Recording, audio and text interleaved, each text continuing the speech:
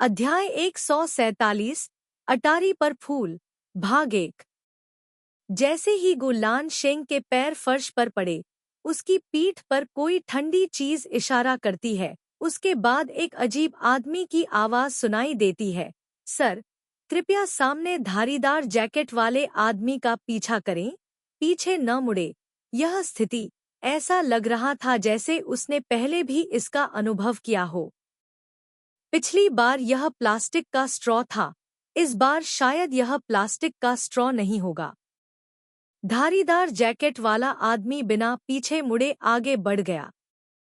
अपनी पीठ पर चुभने वाले खिलौने के दबाव में गुलान सिंह केवल तेजी से चल सकता था।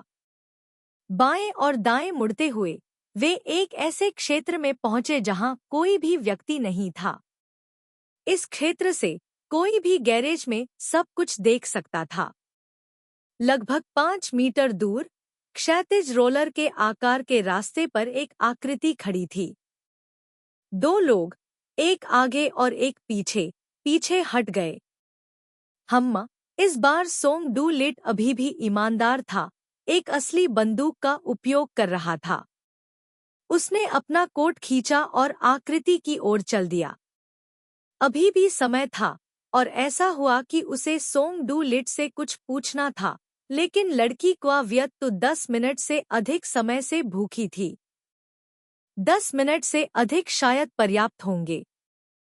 सोंग डू लिट क्षैतिज रोलर के आकार के रास्ते पर खड़ा था। उसकी आंखें अतिथि प्रतीक्षा कक्ष की ओर देख रही थी। उसके हाथ में दूरबीन थी। जहां तक उसकी शक्ल सूरत की बात है, उसने ऐसा दिखावा किया कि उसे कुछ नजर नहीं आ रहा है। कितना बदतमीज बच्चा, अच्छा हो या बुरा, अब वह अपने चचेरे भाई का साला था। गुलान शेंग को लगा कि उसे इस बदतमीज बच्चे को याद दिलाना चाहिए। इससे पहले कि वह अपना मुंह खोलता, सोंग डू लिट पहले बोल पड़ा। उसने कहा, बहुत प्यारा है न? बहुत प्यारा है न? इस समय गुलान सिन्ह को पता चल गया कि टोंग डू लिट की दूरबीन में कौन व्यक्ति था। हालांकि जिस खूबसूरत महिला की बात की गई थी, वह उसकी मंगेतर थी। भले ही वह खूबसूरत हो, वह केवल आपकी चचेरी बहन ही हो सकती है, गुलान सिन्ह ने याद दिलाया। यह ठीक है अगर यह क्वा व्यक्ति है, यह ठीक है अगर यह चचेरा भाई है, यह सब क्वा व्यक्ति है। इसके विपरीत आप। दूरबीन लगातार अतिथि प्रतीक्षा कक्ष की ओर इशारा कर रही थी। लेकिन आप केवल गुलान सिंह ही हो सकते हैं। आप केवल क्वा व्यक्ति के अच्छे मित्र गुलान सिंह ही हो सकते हैं। क्वा व्यक्ति के अच्छे मित्र गुलान सिंह क्वा व्यक्ति के चचेरे भाई टोंग डू लिट से कहीं बेहतर हैं। गुलान सिंह ने सच कहा। उसने बेपरवाही से अपनी दूरबीन ठीक करना जारी रखा। उसकी आवाज असहाय थी। वह भूखी होगी, गुलान सिंह। मुझे थोड़ी चिंता है कि वह उस बच्चे का हैमबर्गर छीन लेगी। उसने पहले भी ऐसा किया है, लेकिन क्वा व्यक्ति दूसरे बच्चे का बचा हुआ खाना कैसे खा सकती है? वह भूखी है और किसी और ने इतनी सुगंधित चीज खा ली। यह कैसे संभव हो सकता है? कहानी केवल trienwiki.com लास्ट लीफ पर प्रकाशित हुई है। अगर आप कहीं और देख रहे हैं, तो इसका मतलब है कि आप चोरों की मदद कर रहे हैं। सच कहूं तो सोंग डू ली की हरकतों ने गुलान शेंग को बहुत परेशान कर दिया। वह दूरबीन से जिस व्यक्ति को देख रहा था, वह उसकी होने वाली पत्नी थी, लेकिन अभी क्वा व्यक्ति को अपनी मंगेतर से गुलान शेंग की नाममात्र की पत्नी में बदलने के लिए उसे अभी भी सोंग डू ली की जरूरत थी। क्या सोंग डू ली ने पहले ही विवाह प्रमाण पत्र पर हस्ताक्षर नहीं कर दिए थे? लानत है। यह बोलते हुए गुलान शेंग को सोंग डू ली का कॉलर पकड़ने और जोर से उससे पूछने की इच्छा हुई कि वह क्या नाटक कर रहा था। जिस बात ने गुलान शेंग को यह समझने में असमर्थ बना दिया वह यह था, विवाह प्रमाण पत्र पर सोंग डू ली के हस्ताक्षर इतने कम समय में कैसे गायब हो गए? क्या यह हो सकता है कि हस्ताक्षर को पंख लग गए और वह उड़ गया? शूटिंग रूम में सोंग डू लिट ने बहुत से लोगों के सामने काले फाउंटेन पेन से, जो सोने से भी ज्यादा असली था, अपना नाम साफ साफ लिखा था। आखिरकार कुछ घंटों बाद सोंग डू लिट के हस्ताक्षर गायब हो गए और अभिभावक का स्थान फिर से खाली हो गया। बेशक वह इस तरह की फाइल सिविल मामलों के ब्यूरो को नहीं दे सकता था। वह केवल क्वावियत्तु को मनाने के लिए शादी करने का मतलब खाना बनाना नहीं है के बहाने का इस्तेमाल कर सकता था। फिलहाल कोल्लान सिन्ह यह पता नहीं लगा सका कि क्या हुआ था। उसे संदेह था कि सोंग डू लिट ने विवाह प्रमाण पत्र बदल दिया था, लेकिन वह बहुत आश्वस्त नहीं था। मैंने फाइल नहीं बदली, मानो उसने उसके विचार सुन लिए हों, सोंग डू लिट ने ऐसा कहा। फिर क्या? उसने सोंग डू लिट की बाह को गले लगाया और दूरबीन नीचे रख दी। उसके सामने आ गया। उसने कहा, कागज पर हस्ताक्षर गायब करने में केवल 4.5 का खर्च आता है। अगर श्री गु को दिलचस्पी है तो आप लॉस एंजल्स में मिडिल स्कूल के पास सुविधा स्टोर पर जा सकते हैं और चारों ओर देख सकते हैं। कई सुविधा स्टोर एक प्रकार का जादुई फाउंटेन पेन बेचते हैं जिसकी कीमत केवल $4.5 है। इस तरकीब से डरो मत। यह सिर्फ पानी है जिसमें आंखों को धोखा देने के लिए थोड़ा सा रसायन मिलाया गया है। जब स्याही सूख जाएगी तो अक्षर पाउडर में बदल जाएंगे और कागज से छिल जाएंगे। खुश स्माइली। गुलान शेंग ने कसम खाते हुए आह भरी। वाकई बचकाना। भाई गु इस बात से इनकार नहीं कर सकते कि कभी-कभी जो चीजें आपको बहुत बचकानी लगती हैं, लेकिन अप्रत्याशित परिणाम लाती हैं। उदाहरण के लिए, वह प्लास्टिक का स्ट्रॉ। चचेरे भाई को खुश करना मुश्किल है। चचेरे भाई के साथ खेलना और भी मुश्किल है। अगला वाक्य, धन्यवाद। सोंग डू लिट की ईमानदारी ने गुलान शेंग को सावधान कर दिया। सोंग डू लिट ने उसे धन्यवाद दिया। यह फिर से किसी तरह की साजिश होगी। श्री को धन्यवाद। उसकी आवाज बहुत ईमानदार थी और उसके चेहरे पर भाव भी बहुत ईमानदार थे। वह हिलता नहीं था। सोंग डू ली की नजर फिर से अतिथि प्रतीक्षा कक्ष की ओर मुड़ गई। उसने धीमी आवाज में कहा, 10 से 20 साल की उम्र तक क्वावियत्तु एक निश्चित निजी स्थान में पली बड़ी। 20 साल की उम्र से पहले वह कैसे सोच सकती थी कि एक दिन उसका कोई दोस्त होगा। ऐसा नहीं है कि उसने इसके बारे में नहीं सोचा था, लेकिन उसने इसके बारे में सोचने की हिम्मत नहीं की। सौभाग्य से उसके जीवन में एक गुलान शेंग दिखाई दिया। तब से क्वावियत्तु का भी एक दोस्त था। गुलान शेंग। वह एक पल के लिए रुका। हालांकि मैं इसे स्वीकार नहीं करना चाहता, लेकिन मैं इस बात से इनकार नहीं कर सकता कि यह प्रस्ताव बहुत बढ़िया था। इसने क्वावियत्तु की सभी रोमांटिक कल्पनाओं को संतुष्ट किया। दुनिया में पुरुष इस तरह से महिलाओं को प्रपोज करते हैं। तो कोल्लान सिन्हा, धन्यवाद। कहानी केवल 3nwiki.com लास्ट लीफ पर पोस्ट की गई है। अगर आप कहीं और देख रहे हैं तो इसका मतलब है कि आप चोरों की मदद कर रहे हैं। टोंग डू लिट यह कहते हुए चला गया कि उसे क्वावियत्तु को कुछ शर्मनाक काम करने से रोकना है। आखिर 16 साल के बच्चे के हाथ से हैमबर्गर छीनना तो जायज है, लेकिन 26 साल के बच्चे से हैमबर्गर छीनना मौत का श्राप है। खासकर वह चेहरा भी सुंदर है, सोंग डू ली ने कहा। गुलान शेंग भी जाना चाहता था, लेकिन वह नहीं जा सका। गुलान शेंग अभी भी जोर से गाली देना चाहता था, लेकिन उसके मुंह पर टेप लगा हुआ था। उसके मुंह पर टेप लगा हुआ था। उसके दोनों हाथ दो मजबूत आदमियों के नियंत्रण में थे। क्वावियत्तु की विपरीत दिशा में देखते हुए धारीदार जैकेट वाले आदमी ने उसे चिंता न करने के लिए कहा। उन्होंने गारंटी दी कि वह डिस्चार्ज समारोह में समय पर उपस्थित हो सकता है, लेकिन उससे पहले उसे अस्थायी रूप से गायब होना पड़ा। वह बच्चा हैमबर्गर खा रहा था।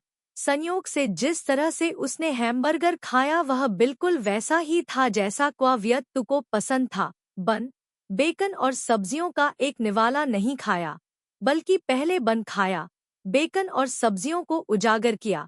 बेकन और सब्जियों को अलग अलग खाना बहुत स्वादिष्ट था। उसने अपने मुंह में एक निवाला भर लिया। बच्चे ने बन खाना खत्म कर दिया। हैमबर्गर, बेकन और सब्जियों के बाद मांस वास्तव में मोटा था और यह एक सुनहरा रंग के लिए भी ग्रिल्ड था। लेकिन बच्चा बिल्कुल भी प्यारा नहीं था। क्या उस बच्चे को गुस्सा प्रबंधन विकार वाले व्यक्ति के कारण थोड़ा सा नहीं लगता था?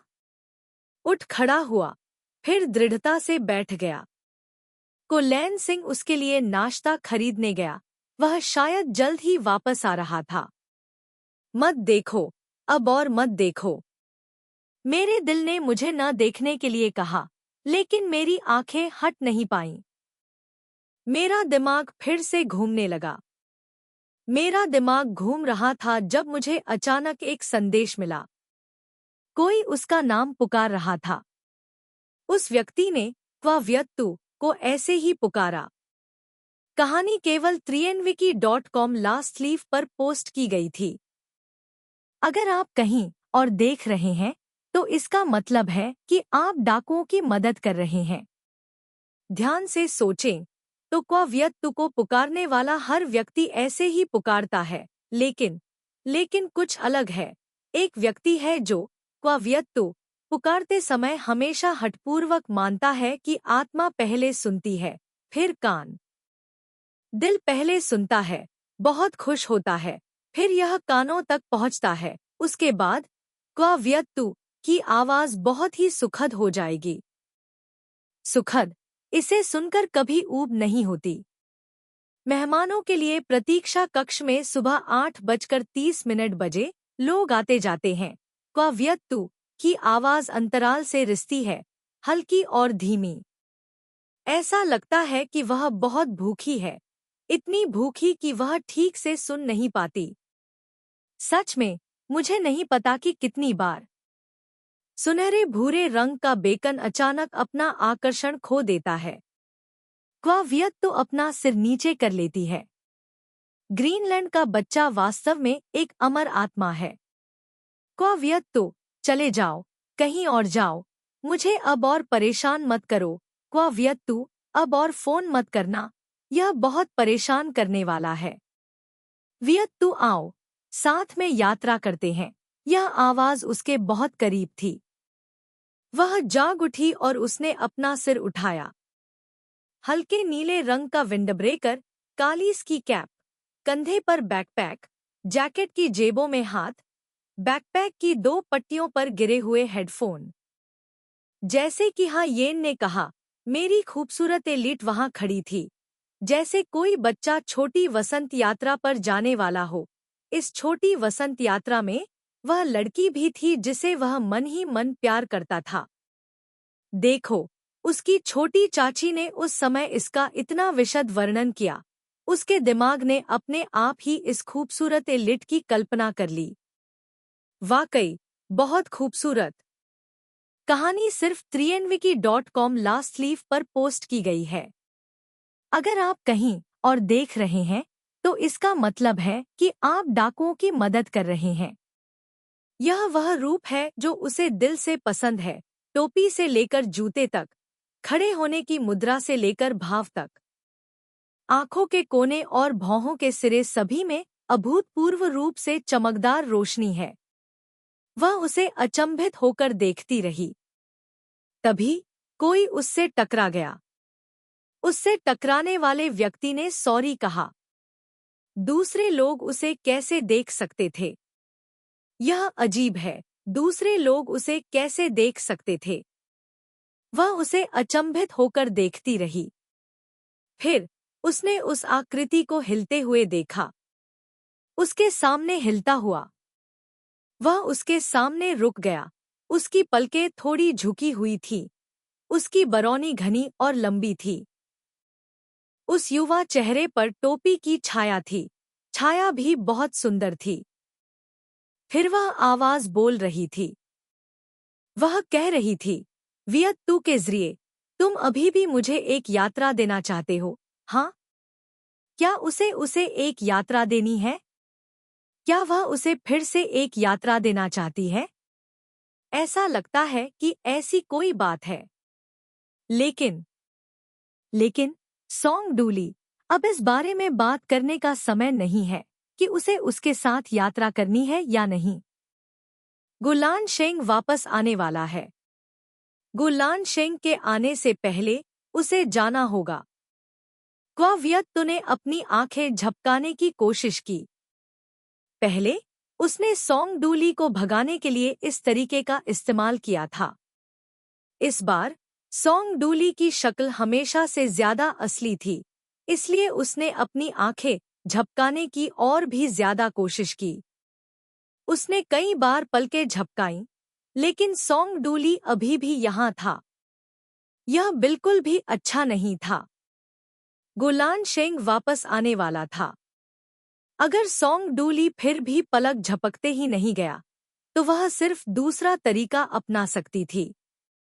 उसने धीरे से अपना हाथ आगे बढ़ाया। सॉन्ग डूली बहुत जल्दी एक रंगीन बुलबुले की तरह उड़कर गायब हो जाएगा। धीरे धीरे हवा में बढ़ा हुआ हाथ पकड़ लिया गया। उसने कहा, क्वावियत्तु, चलो साथ में यात्रा पर चलते हैं। सॉन्ग डूली ने कहा, क्वावियत्तु, चलो साथ में यात्रा पर चलते हैं। अध्याय 148, अटारी में फूल, मध्य। 10 जनवरी 2017 सुबह 8:30 बजे मोंट ब्लांक के गंतव्य वाले बस स्टेशन पर प्रतीक्षालय में लोगों की भीड़ लगी हुई थी। पुष्टि करने के बाद उस समय उसके सामने खड़ा सोंग डू लिट किसी भ्रम से नहीं, क्वावियत्तु के भ्रम से था। अभी वह उसका हाथ कसकर पकड़े हुए था। लॉस एंजल्स से जिनेवा के लिए निकलने के बाद से पिछले कुछ दिनों में सोंग डू लिट हमेशा तब दिखाई देता था जब वह अकेली होती थी। सबसे आम घटना यह थी कि जब वह किसी रेस्तरां में या किसी कैफे में बैठी होती थी, तो वह उसके सामने या बगल में बैठ जाता था, उसके साथ ध्यान भटकाता था, उसके साथ किताबें पढ़ता था, उसके साथ संगीत सुनता था। पहले तो उसने उसे भगा दिया, चाहे वह कितनी भी विनती करे या डांटे, सब बेकार था। धीरे धीरे जब वह उसे तब तक डांटती रही जब तक वह थक नहीं गई, तो वह उस पर ध्यान देने में बहुत आलसी हो गई। आपको पता होना चाहिए कि वह एक सिजोफ्रेनिया की मरीज थी, उसकी ताकत सीमित थी। सौभाग्य से जब गु लान शेंग दिखाई देता था, तो वह अपने आप गायब हो जाता था। सोंग डू लिट के प्रकट होने के लिए अचानक इस तरह क्वावियत्तु को पता चल गया कि सोंग डूली के भ्रम को दूर भगाने की कोई जरूरत नहीं है, बस शांत रहना ही सबसे अच्छा है। सोंग डूली उसके सामने खड़ा था, कह रहा था कि उसे अभी भी उसे एक ट्रिप देना है। दरअसल जोहान्सबर्ग में सोंग डूली ने एक बार साथ घूमने का प्रस्ताव रखा था, पार्क में एक बेंच पर बैठे सील के जोड़े को देखने के लिए। बस उस समय वह कभी भी उसके लिए सहमत नहीं हुई थी। सहमत नहीं मना करना। लेकिन इसका मतलब यह नहीं हाँ कि उसे एक ट्रिप देना है। क्वावियत्तु, चलो एक ट्रिप पर चलते हैं। आवाज के लहजे से लेकर हावभाव तक सब कुछ बहुत ईमानदार था, जैसे कि वह उस लड़की के सामने खड़ा हो जिसे वह मन ही मन पसंद करता था। कुछ असंबंधित शब्द कह रहा था, फिर अपना उद्देश्य कहने का साहस जुटा रहा था। तुरंत ही पिछले असंबंधित वाक्य दूसरों को खुश करने वाला आधार बन गए। रुको, रुको, मैंने तुम्हें ठंडा होने के लिए कहा था। सोंग डूली को अनदेखा करते हुए उसकी आंखें भीड़ को खोज रही थी।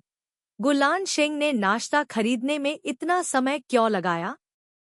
अगर वह नहीं आती, तो उसे इस खूबसूरत आदमी द्वारा अगवा कर लिया जाता। उसने इधर-उधर देखा, लेकिन फिर भी उसे नहीं पा सकी। वह केवल दबे पांव चलकर तलाश जारी रख सकती थी। देखना बंद करो, वह नहीं आएगा, टोंग डू लिट ने धीमी आवाज में कहा। कहानी केवल trienwiki.com लास्ट लीफ पर पोस्ट की गई है। अगर तुम कहीं और देख रहे हो तो तुम चोरों की मदद कर रहे हो। सॉन्ग डू लिट के शब्दों ने उसके दिमाग को चकरा दिया। वह इतनी गुस्से में थी कि वह मरना चाहती थी। उसने अपना हाथ उसके हाथ में पाया और भी क्रोधित हो गई। वह बाहर निकलने के लिए संघर्ष कर रही थी। उसने सोंग डू लिट को घूर कर देखा। तुम्हारा क्या मतलब है कि वह नहीं आएगा? सोंग डू लिट ने क्वा वियत तु को गु लान शेंग का वीडियो दिखाया, जिसे उसका सहायक घसीट कर ले जा रहा था। उसने सोंग डू लिट को प्रतीक्षा कक्ष से बाहर घसीटा, फिर उसे कुछ देर तक घूंसे और लात मारी। वह लड़ते हुए रो रही थी। वह पहले से ही बेकार थी। सोंग डू लिट उसके भ्रम में प्रकट हुआ और वह असहाय थी। सोंग डू लिट ने उसे अपने साथ यात्रा करने के लिए कहने के लिए इतनी हिंसक विधि का उपयोग किया। उसके पास विरोध करने का कोई तरीका नहीं था। उसने उसके कोट का कॉलर पकड़ा, अपना सिर उठाया। तुम्हारी हिम्मत कैसे हुई? उसके सामने वाले चेहरे पर कोई शिष्टाचार नहीं था। अपराध बोध की तो बात ही छोड़िए। सोंग डू लिट ने एक अवलोकन मुद्रा का उपयोग किया। ठंडे स्वर में उत्तर दिया, क्वा वियत तु, यदि तुम उसके कारण एक और आंसू बहाओगी तो चीजें नियंत्रण से बाहर हो जाएंगी। उसने अपनी मुट्ठियां भींच ली। उसकी आंखें चौड़ी हो गईं। दूसरे शब्दों में, गु लानसेंग अब बहुत सुरक्षित है। अमेरिकी गिरोह याद है। इस बार वह अपने अधीनस्थों के साथ जिनेवा आया था। डॉक्टर गु के अन्य लोगों के व्यवसाय में हस्तक्षेप ने अंतर्राष्ट्रीय आपराधिक पुलिस को भड़का दिया है। अमेरिकी गिरोह का मालिक अब बहुत दुखी है। वह निश्चित रूप से उसके लिए मरने वाला कोई व्यक्ति ढूंढ लेगा। उसकी उंगलियों ने उसकी आंखों के कोनों को छुआ। यदि आप उसके कारण रोना जारी रखते हैं तो मुझे डर है कि मैं अपनी ईर्ष्या को नियंत्रित नहीं कर पाऊंगा। युक्स्यू के माध्यम से जो लोग चक्कर आने की हद तक ईर्ष्या करते हैं, वे हमेशा आसानी से उत्तेजित हो जाते हैं।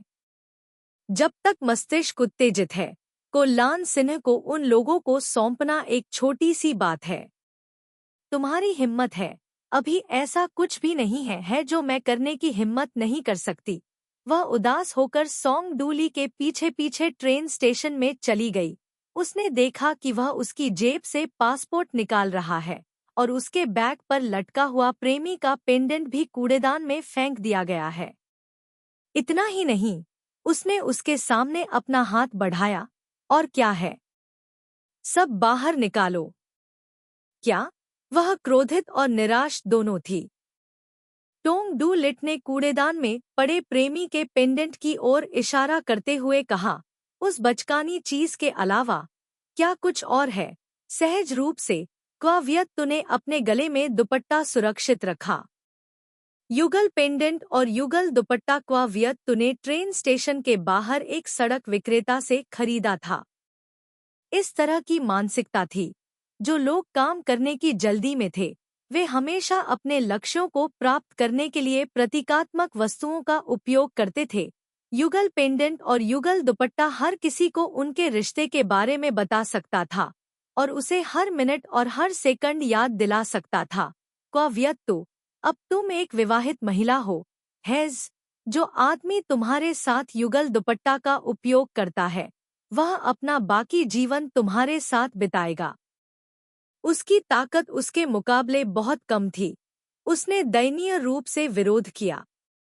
2 राउंड से पहले कपड़े का दुपट्टा कूड़ेदान में फेंक दिया गया था। जब वह पर्यटकों से मदद मांग रही थी तो टोंग डू लिट की अभिव्यक्ति बहुत अस्पष्ट थी। उसने राहगीरों को अतीत में एक दूसरे के साथ अंतरंग होने की कुछ तस्वीरें दिखाने के लिए अपना फोन भी निकाला। इस प्रकार वे तुरंत एक जोड़े में बदल गए जो एक दूसरे से नाराज थे। उनमें से कई महिलाएं उन्हें देख रही थी। उसने उसे तिरस्कार से देखा। तुम्हारा बॉयफ्रेंड बहुत सुंदर है। तुम्हें अपनी सीमाएं पता होनी चाहिए। अपने गुस्से पर नियंत्रण रखना चाहिए।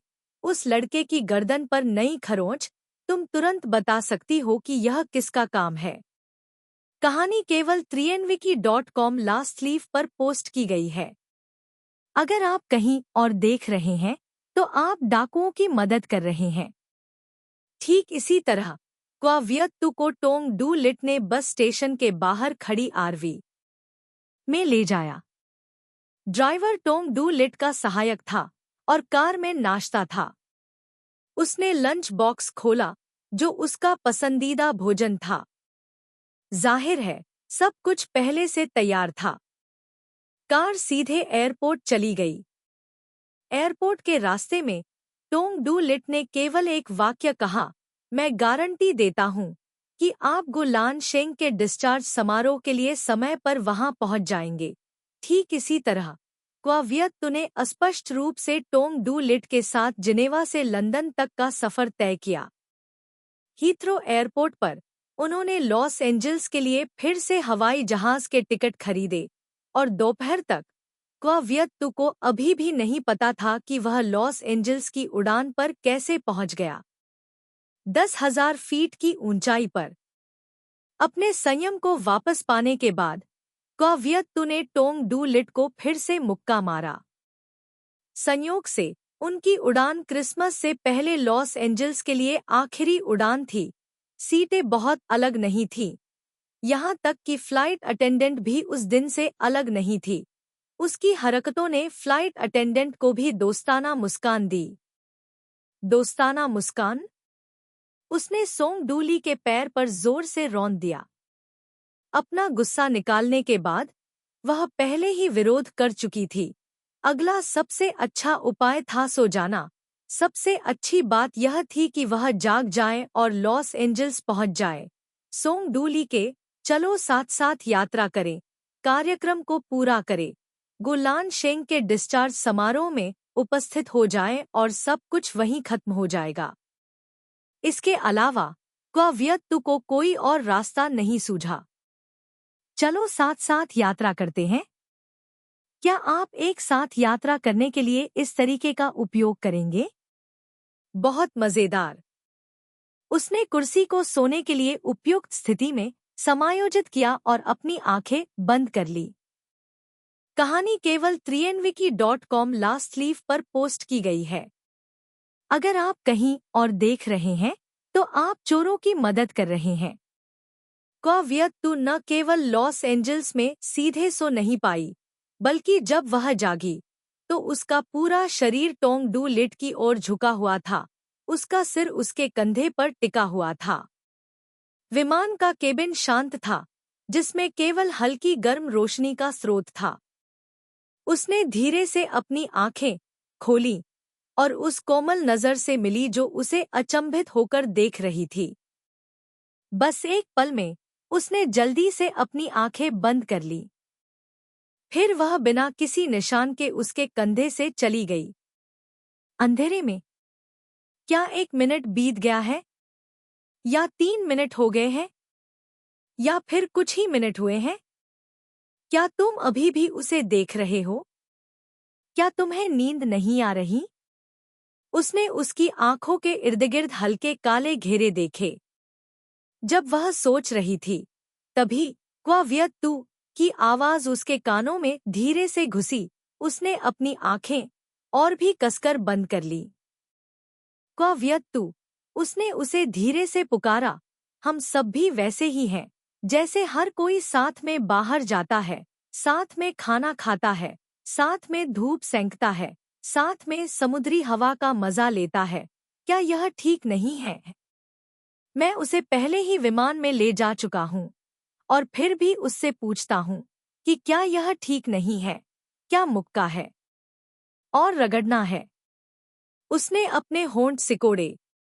अगर सड़क किनारे प्यास लगे तो कोई ड्रिंक खरीद लो। अगर भूख लगे तो बस एक हैमबर्गर या डोनट खरीद लो। यह $10 से भी कम में मिल जाता है। साथ में धूप सेंकना, साथ में समुद्री हवा का मजा लेना 1 पैसा भी खर्च नहीं करता। ये चीजें 100 लोगों में से 99 लोगों ने की हैं। उन 100 में से एक ने नहीं की हैं। बस बात यह है कि उन्होंने नहीं की है या उन्हें करना पसंद नहीं है। क्वावियत्तु, जो काम दूसरे लोग इतनी आसानी से कर सकते हैं, वह हमारे लिए इतना मुश्किल क्यों है? यह बहुत मुश्किल है। जिस व्यक्ति ने ये शब्द कहे, वह उसकी प्यारी रसभरी थी, उसकी प्यारी रसभरी। उसका दिल टूट गया। वास्तव में साथ में बाहर जाना, साथ में खाना, साथ में धूप सेंकना, साथ में समुद्री हवा का आनंद लेना, कुछ भी असंभव नहीं है। ये क्रूर चीजें नहीं हैं। किसी को नुकसान पहुंचाना। कहानी केवल 3nwiki.com लास्ट लीफ पर पोस्ट की गई है। अगर आप कहीं और देख रहे हैं, तो आप चोरों की मदद कर रहे हैं। वियत्तु के जरिए उसने गुनगुनाया। क्या हमने नहीं कहा था कि हम साथ में बाहर जाएंगे, साथ में खाएंगे, साथ में धूप सेंकेंगे और साथ में समुद्री हवा में सांस लेंगे? तो फिर यह हाथ चुपचाप उसका हाथ थामे हुए क्या कर रहा है? Don't do it. तुम बहुत आगे जा रहे हो। वह संघर्ष करने वाली थी। अगले हफ्ते टीएन वुडोंग सर्जरी के लिए न्यूयॉर्क जाएगी। उसकी माँ भी उसके साथ न्यूयॉर्क आएगी। कुछ देर रुकने के बाद सोंग डू लिट ने कहा, जोहान की इंटर्नशिप कंपनी जियान्यू डोंग अस्पताल से सिर्फ 70 मिनट की ड्राइव पर है। जब उसने फिर से अपनी आंखें खोली, तो उसका हाथ अभी भी उसके हाथ में था। लॉस एंजल्स पहुंचने में सिर्फ 1 दर्जन मिनट बाकी थे। उसके कान स्थिर सांसों को सुन सकते थे। उसने चुपचाप अपनी आंखें खोलीं। इस बार उसे नहीं देखा गया। उसने उसे देखा, बस ऐसे ही देखती रही। समय बहुत तेजी से बीत गया। केबिन में लगे लाउडस्पीकर ने यात्रियों को याद दिलाया कि विमान 8000 मीटर नीचे उतर रहा है। क्वावियत्तु ने अपनी आंखें बंद कर ली। जब वह लॉस एंजल्स पहुंची, तब भोर हो चुकी थी। उसने एक बैकपैक पहना हुआ था। उसने कुछ नहीं पकड़ा था। एक हाथ उसकी जेब में था, दूसरा उसने थामा हुआ था। सुबह के 1:30 बजे एयरपोर्ट सो रहे पर्यटकों से भर गया था। उसे अपना हाथ थामने और लोगों की भीड़ के बीच से गुजरने देते हुए वह पीछे मुड़ी और फर कोट पहने एक जोड़े को देखा। उनके सिर एक दूसरे से सटे हुए थे, गहरी नींद में सो रहे थे। अपने आसपास की दुनिया से बेखबर युवक का हाथ उसके हाथ को कसकर पकड़े हुए था। लड़की को डर था कि वह गलती से लड़की को खो देगी। उसे कुछ बार ऐसे ही देखते हुए क्वावियत्तु के दिल में खुशी की कुछ किरणें चमक उठीं। वह सपने में साथ घूमने, साथ में खाना खाने, साथ में धूप सेंकने और साथ में हवा का आनंद लेने के बारे में सोचती थी।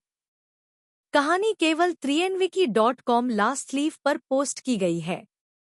यदि आप कहीं और देख रहे हैं, तो आप चोरों की मदद कर रहे हैं। जब वे होटल के कमरे के लिए चेक आउट और पंजीकरण करने के लिए टिकट काउंटर पर गए, तब भी चेक इन करते समय उसने उसका हाथ नहीं छोड़ा, जिसने चेक इन कर्मचारियों का ध्यान आकर्षित किया। उसने अपना सिर नीचे कर लिया। जगह बचाने के लिए हवाई अड्डे के होटल का बिस्तर, शौचालय और एक सुविधाजनक पीने का क्षेत्र बहुत छोटा था। जब वह नहाकर बाहर आई, तो वह बाथरूम जाना चाहता था। दोनों एक जगह पर फंस गए थे। जगह संकरी थी और उसका लंबा शरीर उसे और भी दबा हुआ महसूस करा रहा था। वह तनावग्रस्त और घबराई हुई खड़ी थी, लेकिन वह नहीं हिला। वह केवल एक कदम पीछे हट सकती थी, लेकिन ऐसा लग रहा था कि यह अभी भी अच्छा नहीं था। वह जितना पीछे हटती, जगह उतनी ही तंग होती जाती। वह जितना पीछे हटती, वह उतना ही आगे बढ़ता।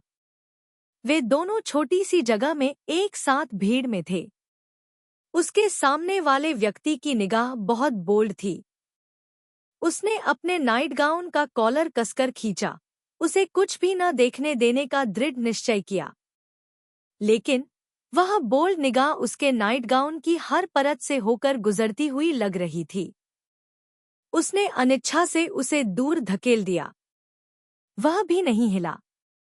तुमने कहा था कि हम केवल साथ में बाहर जाएंगे, साथ में खाना खाएंगे, साथ में धूप सेंकेंगे और साथ में समुद्री हवा का आनंद लेंगे, वह धीमी आवाज में बोली। उसने अनसुना करने का नाटक किया। मुझे एक बुरी औरत बनने के लिए मजबूर मत करो। कम से कम मैं। बाकी वाक्य पूरा नहीं हुआ था, इसलिए उसे भीख मांगने के लिए अपनी आंखों का इस्तेमाल करना पड़ा। इससे कोई फर्क नहीं पड़ता कि क्वावियत तू एक बुरी औरत थी, लेकिन को लान सिंह के सामने उसे कम से कम एक अच्छी औरत तो बनना ही था। अंत में टोंग डू लिट बाथरूम में घुस गई। जैसे ही बाथरूम का दरवाजा बंद हुआ, वह जल्दी से अपने बिस्तर में घुस गई, कंबल खींचा और खुद को सिर से पैर तक कसकर लपेट लिया। विमान में 10 घंटे बिताने के कारण क्वावियत गद्दे पर लेटते ही सो गई, अपने आसपास की हर चीज भूल गई। आज रात क्वावियत ने अब बारिश के सपने नहीं देखे और अपने सपनों में उसने अब बारिश के बीच दरवाजे के सामने खड़े व्यक्ति को नहीं देखा। अध्याय 149 अटारी में फूल। मध्य 7 बजे वे घंटे के हिसाब से होटल से निकल गए। 7:40 जिस क्षण वह लॉस एंजल्स पहुंची, उसे हवाई की उड़ान पर ले जाया गया। यह सही है, हवाई भी एक अच्छी जगह थी। यह सिर्फ इतना है कि वहां बहुत सारे आदर्श पर्यटन स्थल थे। सोंग डू ली ने उसे जिनेवा से हवाई तक एक राउंड ट्रिप पर ले जाने की जहमत क्यों उठाई? वहां पहुंचने में यात्रा का आधा समय लग गया। रुको, क्या उसे इसका पछतावा था? बिल्कुल नहीं, सचमुच नहीं। जब वह उदास महसूस कर रही थी, तो क्वावियत की आवाज ने उसे थोड़ा कठोर जवाब दिया। क्या? उसने टोंग डू लिट की आंखों से मुलाकात की, जो किसी और के दुर्भाग्य पर गर्व कर रही थी। टोंग डू लिट ने उसके होठों के कोने पर इशारा किया। लिपस्टिक, लिपस्टिक, क्या लिपस्टिक धुंधली हो गई है? वह अपने बैग से आईना निकालना चाहती थी, लेकिन बैग नहीं था। उसे खाली हाथ विमान में चढ़ाया गया। उसने न केवल लिपस्टिक नहीं लगाई थी, बल्कि वह बिना कपड़ों के भी गई थी। यह स्पष्ट था कि सोंग डू ली ने उसे धोखा दिया था। कितना बचकाना! क्वावियत ने उसे गुस्से से घूरा। इसके विपरीत सोंग डू ली की प्रतिक्रिया ऐसी नहीं थी। सोंग डू ली के मुंह के कोने पर हल्की मुस्कान थी, मानो वह एक छोटी वसंत यात्रा पर गया एक युवक था, जो अपनी बुद्धि को उस लड़की के साथ अकेले रहने के अवसर के बारे में सोचने के लिए परेशान कर रहा था, जिसे वह गुप्त रूप से पसंद करता था। उससे बात करने के लिए ऐसी कमजोर चाल का इस्तेमाल कर रहा था। कहानी केवल trienwiki.com लास्ट लीफ पर पोस्ट की गई है। अगर तुम कहीं और देख रहे हो, तो इसका मतलब है कि तुम चोरों की मदद कर रहे हो। यही उसकी मीठी रसभरी है। तय हुआ है, चलो साथ में बाहर चलते हैं, खाना खाते हैं, धूप सेंकते हैं और साथ में हवा का मजा लेते हैं। उसने उसे घूरते हुए कहा। क्वावियत तुम उसे फिर से धोखा देना चाहते हो, है न? इस बार वह इसके झांसे में नहीं आएगी। उसने अपना मुंह कसकर बंद कर लिया। सोंग डू लिट की आंखें आगे की ओर देखने लगीं। ओह नहीं, क्वावियत आंटी क्वावियत में बदलने वाली है। उसे होश आया। सोंग डू लिट कह रहा था कि वह बूढ़ी है। कितनी घिनौनी इंसान है। काफी देर बाद उसने उसका हाथ छुआ, धीरे से पूछा, क्या तुम सच में बूढ़ी हो? उसका हाथ पीछे था, उसकी आवाज हल्की थी। बिल्कुल नहीं। तो कम से कम उसे इस बात की चिंता थी कि उसकी आंखों के कोनों में कुछ झुर्रियां तो नहीं थी। शायद नींद की कमी की वजह से उसकी त्वचा इतनी खराब थी। ओह नहीं, शायद इसलिए कि उसने आज मेकअप नहीं किया था। अगर वह आज मेकअप लगा ले, तो वह निश्चित रूप से बहुत सुंदर होगी। बस ये चीजें ही उसे बेतहाशा सोचने के लिए पर्याप्त थीं। उसके पास किसी और चीज के बारे में सोचने का समय नहीं होगा, नहीं वह किसी और को याद करेगी। उसने आगे कुछ नहीं कहा। थोड़ी देर बाद उसने सोंग डूलाई को देखा। ऐसा लग रहा था कि वह सो रहा था। कितना गैर जिम्मेदार! क्या वह उसके बारे में थोड़ा नहीं सोच सकता था? क्या ऐसे शब्द कहने पर भी उसका हृदय शांत हो सकता है? झील के किनारे से गुजरते हुए एक शरारती बच्चे की तरह शांत झील की सतह को देखकर उसने लापरवाही से एक पत्थर उठाया और उसे झील में फेंक दिया, जिससे शांत झील की सतह हिल गई। लेकिन उसने खुद ऐसा व्यवहार किया जैसे कुछ हुआ ही न हो और भाग गया। थोड़ी देर बाद क्वाव्यक्तु अपनी सीट से उठ खड़ी हुई। उसका हाथ पीछे खींच लिया गया। तुम कहाँ जाना चाहती हो? उसकी आंखें अभी भी बंद थी। उसकी आवाज बहुत तेज नहीं थी, लेकिन उसके चेतावनी भरे लहजे ने उसके बगल में बैठे यात्रियों की आंखें खींच ली। अब 10,000 मीटर की ऊंचाई पर वह और कहाँ भाग सकती थी? उसने अपना गुस्सा दबाया। बाथरूम जाओ। तभी टोंग डूली ने जाने दिया। बाथरूम जाते समय क्वाव्यक्तु ने एक फ्लाइट अटेंडेंट से लिपस्टिक उधार ली। आईने में उस व्यक्ति का रंग बिल्कुल भी अच्छा नहीं था, लेकिन उसकी आंखें चमक रही थी, जिससे लोगों को भ्रम हो रहा था कि अगले ही पल उसकी आंखों के कोने झुक जाएंगे। उसने हल्के से अपने होठों के कोने को छुआ। क्या यह वास्तव में भ्रम था? उसने लिपस्टिक लगाई। उसका रंग थोड़ा बेहतर लग रहा था। ठीक है, दरअसल बाथरूम जाना गौण था, लिपस्टिक उधार लेना मुख्य बात थी। वियत्तु जाना वाकई निराशाजनक था। सुंदरता से प्यार करना एक महिला का स्वभाव है न? हाँ, यह सही है। उसने शीशे की ओर देखा और मुस्कुराई। एक सेकंड बाद उसके होठों के कोने अचानक सख्त हो गए। अगर डॉक्टर को इस बारे में पता चलता तो वह निश्चित रूप से क्रोधित होता। अचानक एक चेतावनी भरी आवाज गूंजी, वियत्तु के पास जाओ। आ। यह कमीना टोंग डूलिट।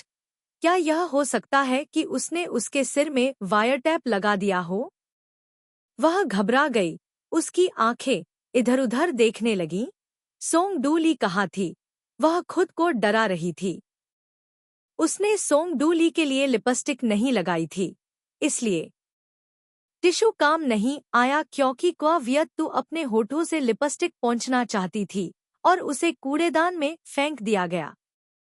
यह सब सोंग डूली की वजह से था।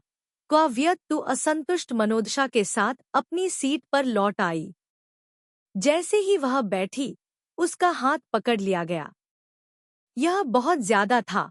अब वह पहले से ही व्यस्त थी। भले ही उसने अपने दिल में ऐसा सोचा हो, वह अभी भी धीमी थी और कुछ नहीं कर रही थी। उसने हवाईयन कॉकटेल को सजाने वाले फूल को भी घूर कर देखा। कहानी केवल trienviki.com लास्ट लीफ पर प्रकाशित हुई थी। अगर आप कहीं और देख रहे हैं, तो इसका मतलब है कि आप चोरों की मदद कर रहे हैं। फूल गुलाबी है, त्वचा के रंग को निखारने के लिए बहुत उपयुक्त है। अगर आप इसे अपने कान पर लगाते हैं, तो शायद उसका चेहरा थोड़ा बेहतर हो जाएगा। बहुत जल्दी यह विचार सच हो गया। हवाई गुलाब क्वाव्यक्तु के कान पर रख दिया गया। इससे पहले कि उसका हाथ उसके मंदिर से हट पाता, उसके बगल से हंसी आई। मैं बाद में एयरलाइन कंपनी से शिकायत करूंगी कि मेरे बगल में बैठी महिला ने मेरे कॉकटेल ग्लास पर हवाई फूल चुरा लिया। क्या? आपके हवाईयन फूल क्या कर रहे हैं? और वे आपके हैं? उसने कॉकटेल का ऑर्डर नहीं दिया। इसके अलावा इस व्यक्ति को आप कहने की लत है न? क्वाव्यक्तु, क्या यह आप क्वाव्यक्तु नहीं है? उसने व्यंग्य किया। मुझे लगता है कि भले ही क्वाव्यक्तु बूढ़ा हो जाए, फिर भी वह बहुत सुंदर है। मुझे नहीं पता कि दूसरे लोग कैसे बूढ़े या बदसूरत हो जाते हैं, लेकिन मुझे पता है कि क्वाव्यक्तु बिल्कुल भी बदसूरत नहीं दिखता। बेशक, यह सिद्धांत केवल टोंग डूलिट का है। ईमानदारी से फिर से झील में पत्थर फेंकने का मतलब है कि ये लाइनें एतु की आत्मा झील को फिर से परेशान किया है। ऊपर के पैराग्राफ में इसका उल्लेख किया गया है। 3 ग्रीनलैंड का बच्चा इतना बातूनी कब हो गया? अगर यह जारी रहा तो यह गड़बड़ हो जाएगी। क्वावियत्तु को लगा कि उसे कुछ जोर देने की जरूरत है। मान लीजिए कि वह अपनी माँ और दादी की तरह नहीं थी, सौभाग्य से लंबी उम्र जी रही थी, या यहाँ तक कि कमजोर दृष्टि और धीमी गति से चलने वाली एक बूढ़ी महिला बन गई, तो यह अभी भी डॉक्टर को का मामला होगा, और टोंग डू लाई से इसका कोई लेना देना नहीं था। उसने अपना गला साफ किया। टोंग डू लाई, क्वावियत्तु की उम्र बढ़ना आपकी चिंता के दायरे में नहीं है, यह गो का मामला है। क्वावियत्तु, क्या आप इस पर विश्वास करते हैं? एक बार जब आप किसी और का नाम लेते हैं तो आपको फिर से लिपस्टिक उधार लेनी होगी, और आप तय करेंगे कि आप इसे कितनी बार उधार लेंगे। फिर से। उनके बगल में बैठी महिला उन्हें देख रही थी। क्वावियत्तु के पास चुप रहने के अलावा कोई विकल्प नहीं था। चाहे जो भी हो, राउंड ट्रिप टिकट अभी भी उसके बैग में बरकरार था। कल 8:30 बजे हवाई से लॉस एंजल्स के लिए उड़ान भरनी थी। दूसरे शब्दों में, यात्रा 24 घंटे से भी कम समय में समाप्त हो जाएगी। वह गुलान शेंग के डिस्चार्ज समारोह में शामिल होने के लिए अभी भी समय पर थी। ठीक 10 बजे विमान होनोलुलु हवाई अड्डे पर उतरा। होनोलुलु अमेरिका के हवाई राज्य की राजधानी है। हारेल नाम का एक अधेड़ व्यक्ति हवाई अड्डे पर इंतजार कर रहा था। यह वह टूर गाइड था जिसे टोंग डू लिट ने बुलाया था। इस आदमी का चीनी नाम वांग मिंग भी था। कहानी केवल trienwiki.com लास्ट लीफ पर पोस्ट की गई है। अगर आप कहीं और देख रहे हैं तो आप चोरों की मदद कर रहे हैं। वांग मांग, यह नाम उसके नाम लीकियांग से बहुत अलग नहीं था। उसने इस नाम का इस्तेमाल गो लानसेंग सहित अनगिनत लोगों को बेवकूफ बनाने के लिए किया था। अचानक उसे एक नजर मिली। अनजाने में क्वावियत्तु ने अपना चेहरा दूसरी ओर कर लिया। उसने फिर से सोचा, उसे दोषी विवेक का विचार क्यों आया? अब वह लिपस्टिक लगा रही थी और एक प्यारा हवाईयन फूल भी लगा रही थी, इसलिए दोषी महसूस करना सही था। उसने भौहें सिकोड़ी सीधे सोंग डू लिट की आंखों में देखा। हवाई अड्डे से निकलने से पहले क्वावियत्तु को कुछ करना था। उसे इस लानत मलामत वाले हाइकिंग आउटफिट को बदलना था। यह खूबसूरत हवाई था, बेशक उसकी शक्ल सूरत पर जोर देना था। अब वह एक छुट्टी मनाने वाली थी, बेशक उसे एक छुट्टी मनाने वाले की तरह कपड़े पहनने थे। वह अकेली नहीं थी जो एक पर्यटक की तरह दिखती थी। उसने सोंग डू लिट का हाथ मॉल में खींच लिया। कुछ कदम चलने के बाद उसे अचानक याद आया कि उसने और सोंग डू लिट ने एक दूसरे को घूरते हुए उसका हाथ छोड़ने के बारे में सोचा था, लेकिन बहुत देर हो चुकी थी। उसका हाथ उसने कसकर पकड़ रखा था। मॉल से बाहर निकलते हुए वह भीड़ में घुल मिल गए। कोई भी बता सकता था कि वे पर्यटक थे। उसने लंबी आस्तीन वाली टी शर्ट और शॉर्ट्स पहनी थी, और उसने छोटी आस्तीन वाली टी शर्ट और बीच पैंट पहनी थी। लेकिन यह स्पष्ट था कि सोंग डू लिट अपने कपड़ों से बहुत संतुष्ट नहीं थी। तो क्या? उसने उसे घूर कर देखा। वह अभी भी भौहें सिकोड़े हुए था। ठीक वैसे ही उसने उसे घूर कर देखा। उसने भी उसे घूर कर देखा। लड़ना चाहता था, है न? कौन किससे डरता है? तनावपूर्ण माहौल को तोड़ने वाला तोंग डू लिट था। उसने क्वावियत्तु से पूछा कि क्या वह साथ में कोई खेल खेलना चाहता है। खेल खेलें? उसे खेल खेलना पसंद है। शॉपिंग मॉल के बाहर कुछ ही लोग हैं। सोंग डू लिट ने टूर गाइड की ओर इशारा करते हुए कहा, चलो रेस लगाते हैं कि कौन पहले उसके पास पहुंचता है। उफ़, सोंग डू लिट के पैर लंबे हैं और वह स्वाभाविक रूप से बहुत तेज है। वह न केवल जीत पाई बल्कि बुरी तरह हार भी गई। यहाँ से उस आदमी के घर की दूरी लगभग 100 मीटर थी। उसकी दिलचस्पी खत्म हो गई। मैं तुम्हें 10 सेकंड दूंगी, सोंग डू लिट ने कहा। इस वाक्य से क्वा व्यक्ति को अंदर से खुशी महसूस हुई। 100 मीटर की दौड़ का विश्व रिकॉर्ड 9.58 सेकंड है। सोंग डू लिट ने उसे 100 मीटर के लिए 10 सेकंड की बाधा दी, जिसका मतलब है कि वह विश्व रिकॉर्ड तोड़ना चाहता है। यह आदमी बहुत घमंडी है। कहानी केवल trienwiki.com लास्ट लीफ पर पोस्ट की गई है। अगर आप कहीं और देख रहे हैं तो आप चोरों की मदद कर रहे हैं। खैर, उसे उसके अहंकार की भारी कीमत चुकानी चाहिए। बस फैसला करो। सबसे पहले उसे पता होना चाहिए कि विजेता का इनाम क्या है। जब तक आप प्रतियोगिता जीत नहीं लेते तब तक प्रतीक्षा करें। हम इस पर बाद में चर्चा करेंगे। उसकी आवाज ऐसी थी मानो इस प्रतियोगिता को जीतने का उसका कोई मौका नहीं है। उसने एक ऐसा भाव बनाया जिससे कोई समझौता नहीं हो सकता। सोंग डू लिट ने उसके माथे पर थपथपाया। अगर तुम जीत गए तो तुम मुझसे कुछ भी करवा सकते हो। उसके सामने से एक महिला गुजर रही थी जिसने फूलों का हेडबैंड पहना हुआ था। क्वाव्यक्तु ने सोचा कि अगर उसकी रास्पबेरी उस फूलों के हेडबैंड को पहनकर हवाई अड्डे पर घूमेगी तो मजा आएगा। क्वाव्यक्तु ने गर्मजोशी से काम करना शुरू कर दिया। क्वाव्यक्तु, अगर मैं तुम्हारे खिलाफ जीत गया तो क्या होगा? इस घमंडी आदमी की आंखों में आत्मविश्वास भरा हुआ था। अगर तुम मेरे खिलाफ जीत गए तो मैं तुम्हारे लिए घोड़े की तरह काम करूंगा। माहौल बहुत बढ़िया था। निष्पक्ष रूप से प्रतिस्पर्धा करने के लिए सोंग डू लिट ने विशेष रूप से एक पर्यटक को रेफरी और टाइमकीपर के रूप में आमंत्रित किया था। सोंग डू लिट का सुंदर चेहरा निश्चित रूप से कई युवा लड़कियों को दर्शक बनने के लिए आकर्षित करेगा।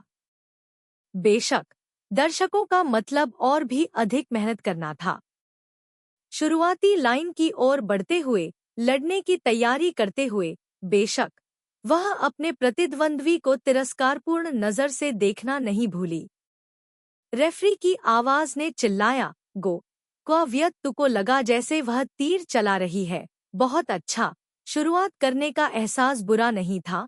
जब वह अपनी पूरी ताकत से दौड़ रही थी तो टूर गाइड का चेहरा और करीब आ रहा था। जीतने की संभावना बहुत अधिक थी, इतनी अधिक कि क्वाव्यक्तु ने आराम करना शुरू कर दिया और कल्पना की कि सोंग डू लिट फूलों का हेडबैंड पहने हुए हवाई अड्डे के चारों ओर घूम रही है। अचानक बाईं ओर एक छाया दिखाई दी। उस व्यक्ति की छाया बस उसके पास से फुसफुसाती हुई। क्वाव्यक्तु को लगा कि यह वास्तव में सही नहीं था। वास्तव में वह सोंग डू लिट के खिलाफ लगभग जीत गई। यह वास्तव में बस थोड़ा सा ज्यादा था। अगर उसे पता होता कि ऐसा होगा तो वह टोंग डू लिट से 15 सेकंड देने के लिए कहती। अगर 15 सेकंड होते तो वह निश्चित रूप से जीत जाती। वह भारी सांस ले रही थी, उदास और हताश महसूस कर रही थी। क्या उसे वाकई इस आदमी के लिए घोड़े की तरह काम करना था? वह किसी के लिए घोड़ा या बैल बनने की आदी नहीं थी, और टोंग डू लिट के लिए तो और भी ज्यादा। सौभाग्य से टोंग डू लिट ने कहा कि उसे उसके लिए घोड़ा या बैल बनने की जरूरत नहीं है। कहानी केवल trienwiki.com लास्ट लीफ पर पोस्ट की गई है। अगर तुम कहीं और देख रहे हो तो तुम चोरों की मदद कर रहे हो। सोंग डू लिट उसे कपड़ों की शॉपिंग मॉल में ले गया। मैं उन आदमियों को उसे घूरते हुए देखकर तंग आ चुका हूँ। मुझे लगता है कि तुम इस समस्या को आसानी से हल कर सकते हो। वह भौचक्की रह गई। टोंग डू लिट सेल्सगल से बात कर रहा था। उसकी आंखें उसके नंगे पैरों पर चिपकी हुई थी। $100 की टिप ने सेल्सवुमन को पेशेवर सिद्धांत ग्राहक राजा है का सख्ती से पालन करने के लिए बाध्य कर दिया। भिक्षु की पोशाक को चौड़े पैरों वाली पैंट के साथ मिलाकर क्वाव्यक्तु ने अपने सामने के परिधान को देखा। यह पर्वतारोहण परिधान से भी अधिक खुला हुआ था। आपकी त्वचा को इस परिधान की सामग्री वास्तव में पसंद आएगी। फिसलन भरा सेल्समैन भी वाकई डरावना था। यह इतना भद्दा था कि वह इसे पहनना नहीं चाहती थी। वियक्तु के पास आओ, यह मत भूलना कि मैं अभी तुमसे हार गई हूँ, टोंग डू लिट ने उसके कान में याद दिलाया। कोई आश्चर्य नहीं। तथाकथित खेल सिर्फ इतना था कि वह अपने जैसे मानसिक रूप से बीमार मरीज को सुंदर कपड़े पहने हुए नहीं देखना चाहती थी। ग्रीनलैंड का बच्चा सच में एक षड्यंत्रकारी था। क्वाव्यक्तु के आग्रह पर भिक्षु का चोगा उतार दिया गया, लेकिन बैगी पैंट तो पहननी ही थी चाहे कुछ भी हो। जब सेल्सगल फोन पर थी तो उसने उसके कान में झुककर कहा, वियक्तु, मैं यह तुम्हारे भले के लिए कर रहा हूँ। अगर वे आपके सामने मंडराते रहें तो आपके मन में गंदे विचार आने की संभावना अधिक होगी। आप जानते हैं कि रात में वे कितने लचीले होते हैं। उसे नहीं पता था कि उसके गाल गुस्से से लाल थे या किसी और वजह से। टोंग डू लिट ने फिर भी उसे जाने नहीं दिया। वह उसके कान में फुसफुसाता रहा, मैं गंदे विचार सोच सकता हूँ, लेकिन मैं दूसरे पुरुषों को उनके बारे में गंदे विचार सोचने की अनुमति नहीं देता। जब वे मॉल से बाहर निकले तो क्वाव्यक्तु का चेहरा बहुत लंबा था। वे बैगी पैंट उनके नाम की तरह ही थे। जब वे नहीं चलते थे तो ठीक था, लेकिन जब वे चलते थे तो पैंट लालटेन की तरह होते थे, उभरे हुए, मोटे और बहुत मजेदार। अध्याय 150 अटारी में फूल। मध्य सुबह 10:30 बजे हवाई का आसमान धुले हुए जैसा साफ था। हवाई प्रशांत महासागर के बीच में स्थित है, जो 132 द्वीपों से बना है। 1898 में यह आधिकारिक तौर पर संयुक्त राज्य अमेरिका का 50वां राज्य बन गया। पर्ल हार्बर की घटना के बाद हवाई आधिकारिक तौर पर दुनिया के सामने आया। 7 दिसंबर 1941 की सुबह जापानी सेना ने अचानक पर्ल हार्बर पर हमला कर दिया। अनगिनत लोहे से बने धर्म विरोधी मिसाइल आसमान से गिरे और हवाई में अमेरिकी सैन्य अड्डे पर भयंकर बमबारी की। सैनिक अभी भी आधी नींद में थे, इसलिए वे समय पर प्रतिक्रिया नहीं कर सके। जमीन हिंसक रूप से हिल रही थी। हर बम एक राक्षस की तरह था जिसकी आंखें बड़ी हो गई थी। बमबारी की आवाज के बीच शव गहरे समुद्र में डूब गया। 90 मिनट से ज्यादा की भीषण बमबारी के बाद 2400 से ज्यादा अमेरिकी मारे गए। 7 दिसंबर 1941 की सुबह हवाई लोगों के दिलों में एक अमिट दर्द बन गई है। जब दूर दूर से उत्सुक आगंतुक पूछने आते हैं तो हवाईवासी विनम्रता से पर्ल हार्बर की ओर इशारा करते हैं, जहां एक संग्रहालय है जो उस साल की युद्ध घटनाओं को सहेज कर रखता है। अगर आप उनकी जुबानी कहानी जानना चाहते हैं तो यह बहुत मुश्किल है। कई हवाईवासी बस उस सुबह की याद को अपने दिल में गहराई से दबाना चाहते हैं। पर्ल हार्बर की कहानी की तरह यूएसएस एरिज़ोना स्थायी रूप से समुद्र के नीचे की ओर डूब गया था। यह कि दोनों लोग और युद्धपोत समुद्र के नीचे की ओर बैठे थे। एक नौका पर बैठकर उनमें से 3 होनोलुलु से पर्ल हार्बर के पास गए थे। प्रशांत युद्ध। बहुत से लोग सैन्य अनुसंधान के बारे में भावुक होते हैं। वांग मिंग नामक एक चीनी टूर गाइड के मार्गदर्शन में क्वाव्यक्तु और टोंग डू लिट ने एक के बाद एक जगह का दौरा किया। 1 दर्जन से अधिक स्थानों के बाद क्वाव्यक्तु को केवल मोटे तौर पर याद था कि हवाई राज्य संयुक्त राज्य अमेरिका में एकमात्र स्थान था जिसने शीत युद्ध के दौरान अभी भी बैलिस्टिक मिसाइल लॉन्च सिस्टम को बरकरार रखा था। दिसंबर 1941 की उस सुबह आसमान से गिरे लोहे के बम हवाई लोगों के लिए एक अमिट मनोवैज्ञानिक छाया बन गए।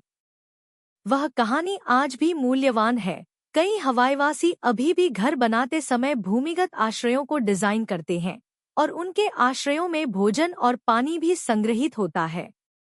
और नया फोन मिलने पर सबसे पहला काम जो वे करते हैं वह है अपना फोन नंबर संबंधित सरकारी विभाग को देना। जैसे ही हवाई पर बमबारी होगी, उनके मोबाइल फोन को तुरंत यह खबर मिल जाएगी कि वे बंकर में छिप जाएं, ताकि आसमान से गिरने वाली मिसाइलों से बच सकें। हवाई के स्कूलों में हर दूसरे महीने बमबारी अभ्यास आयोजित किया जाता है। यह थोड़ा ज्यादा था। उसकी असहमति को टूर गाइड ने पकड़ लिया। उसने कहा कि उसके गन्ने के खेत में अभी भी एक बम गड्ढा है जो फट गया था। उस सुबह बम उसके पिता के काम करने की जगह से कुछ ही दूरी पर गिरा। बम के फटने की आवाज बहरा कर देने वाली थी। जब वह उठा तो उसके पिता का आधा शरीर जमीन के नीचे दब गया था। तब से लेकर अब तक उनका गन्ना का खेत वीरान पड़ा हुआ था। उस समय मेरे पिता केवल 8 साल के थे। उन्होंने कहा कि वह कभी भी उस भयानक सुबह को फिर से याद नहीं करना चाहते। उसने कंधे उचका दिए। कहानी केवल trienwiki.com लास्ट लीफ FB कियन क्वा मामा पर पोस्ट की गई थी। अगर आप कहीं और देख रहे हैं तो आप डाकुओं की मदद कर रहे हैं। आज भी मेरे पिता अक्सर बुरे सपने से जागते हैं, टूर गाइड ने धीमी आवाज में कहा। 7 दिसंबर 1941 की सुबह को याद करते हुए USS एरिज़ोना पर युवा नाविक अभी भी एक मीठे सपने में थे। 11 सितंबर 2001 के बारे में सोच रहे थे। डेस्क पर कॉफी का कप शायद केवल एक घूंट ही पिया था। सामने बैठे पुरुष अधिकारी ने अपनी प्रेमिका को फोन करने का अवसर लिया। विमान के इमारत में दुर्घटनाग्रस्त होने से पहले खिड़की के बाहर का आसमान हमेशा की तरह नीला था। आतंकवादी घटना जिसने 2 अमेरिकी विमानों को अपहरित कर लिया, उन्हें न्यूयॉर्क में वर्ल्ड ट्रेड सेंटर परिसर के 2 टावरों में दुर्घटनाग्रस्त कर दिया। अचानक क्वावियत्तु को अचानक याद आया कि करोना ने क्या कहा था कल, और एक अप्रत्याशित घटना। हम कभी नहीं जान पाएंगे कि कौन पहले दस्तक देगा। कौन जानता है? सोंग डू ली ने एक बहुत ही प्रेरणादायक टूर गाइड को आमंत्रित किया। कम से कम उसने उसे यहाँ के लोगों के प्रति सहानुभूति तो दिलाई। शीत युद्ध के दौर की मिसाइल पूर्वानुमान प्रणाली को बनाए रखना सही फैसला था। उसने अपनी आंखें उठाईं और सोंग डू ली की शांत आंखों से मिली।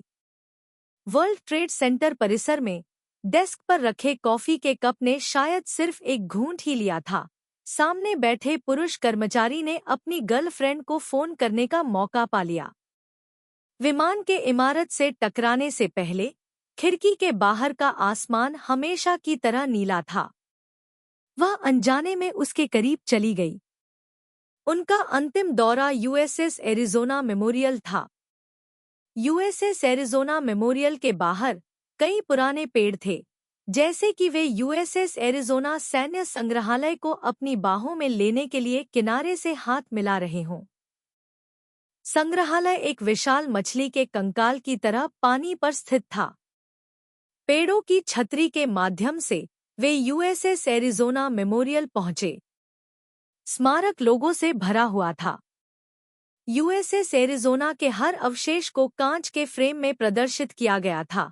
प्रशिक्षण उपकरण से लेकर बेडसाइड दराज में पाए गए लेफ्टिनेंट की पारिवारिक तस्वीर तक, और यहाँ तक कि प्रेम पत्र भी जो युवा नाविक ने समय पर नहीं भेजे थे।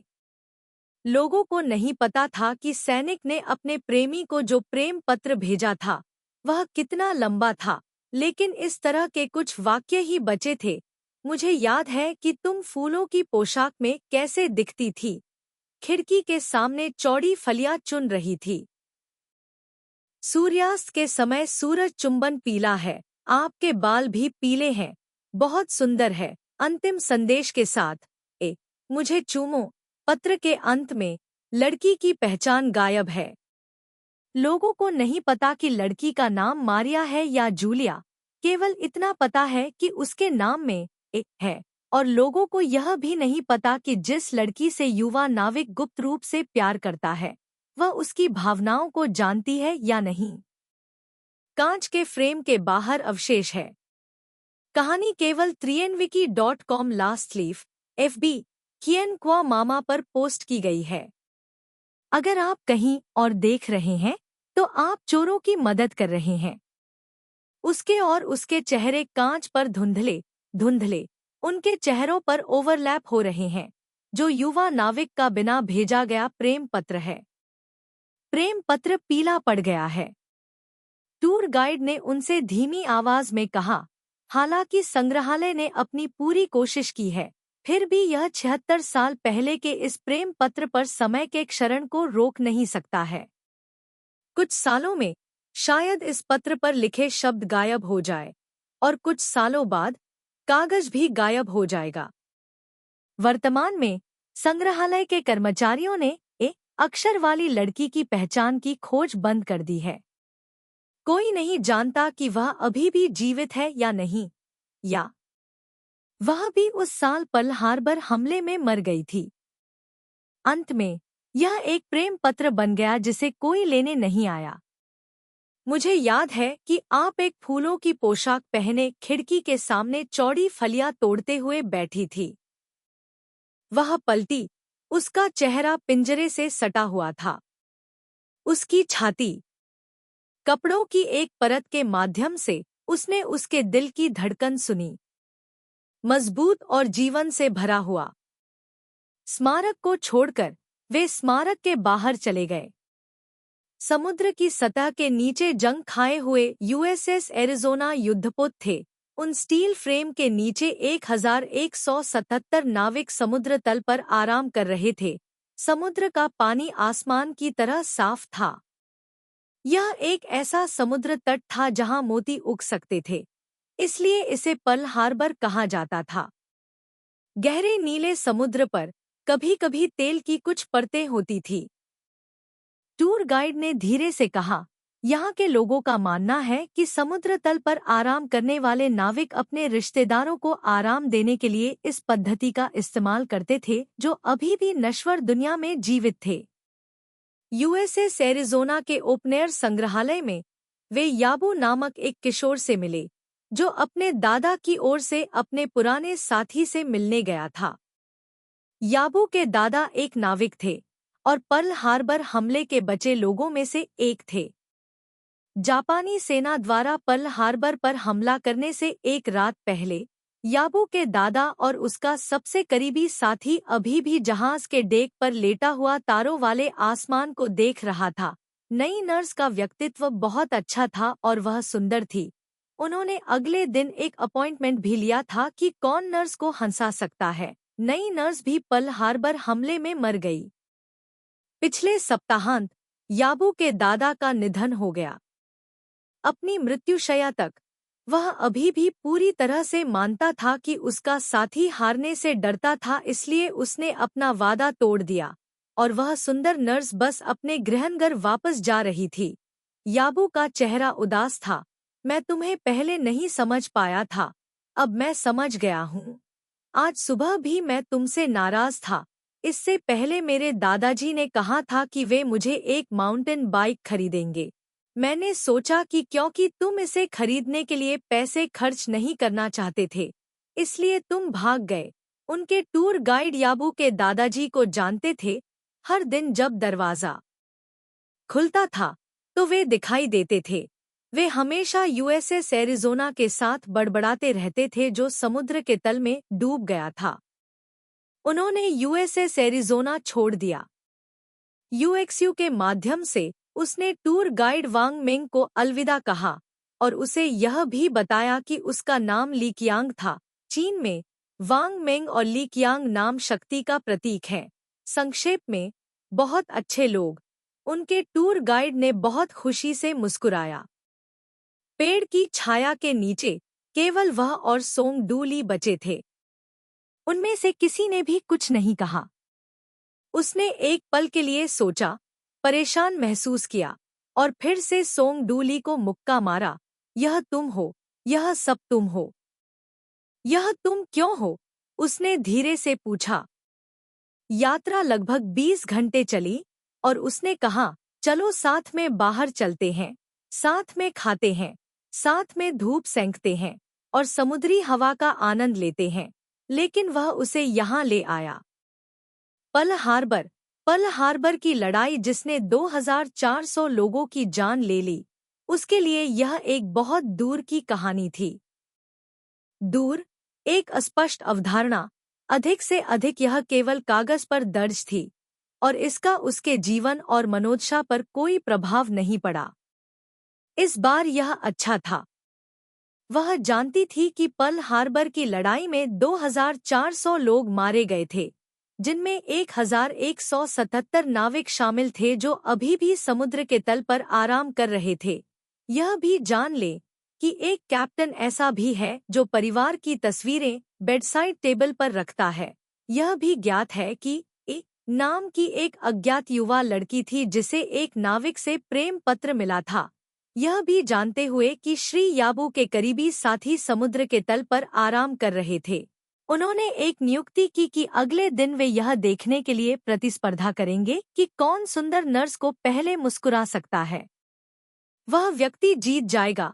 उस नर्स का व्यक्तित्व अच्छा था और वह सुंदर थी, लेकिन अंत में वह उन 2400 लोगों में से एक बन गई। यह भी जानते हुए कि पर्ल हार्बर युद्ध में एक भाग्यशाली व्यक्ति बच गया था। वांग मांग के पिता, याबू के दादा। कहानी केवल trienwiki.com लास्ट लीफ FB कियन क्वा मामा पर पोस्ट की गई है। अगर आप कहीं और देख रहे हैं तो इसका मतलब है कि आप डाकुओं की मदद कर रहे हैं। भले ही वे अभी भी जीवित हैं, फिर भी वे 7 दिसंबर 1941 की सुबह की मनोवैज्ञानिक छाया से बच नहीं सकते। आखिरकार क्वा व्यक्ति को पता चल गया।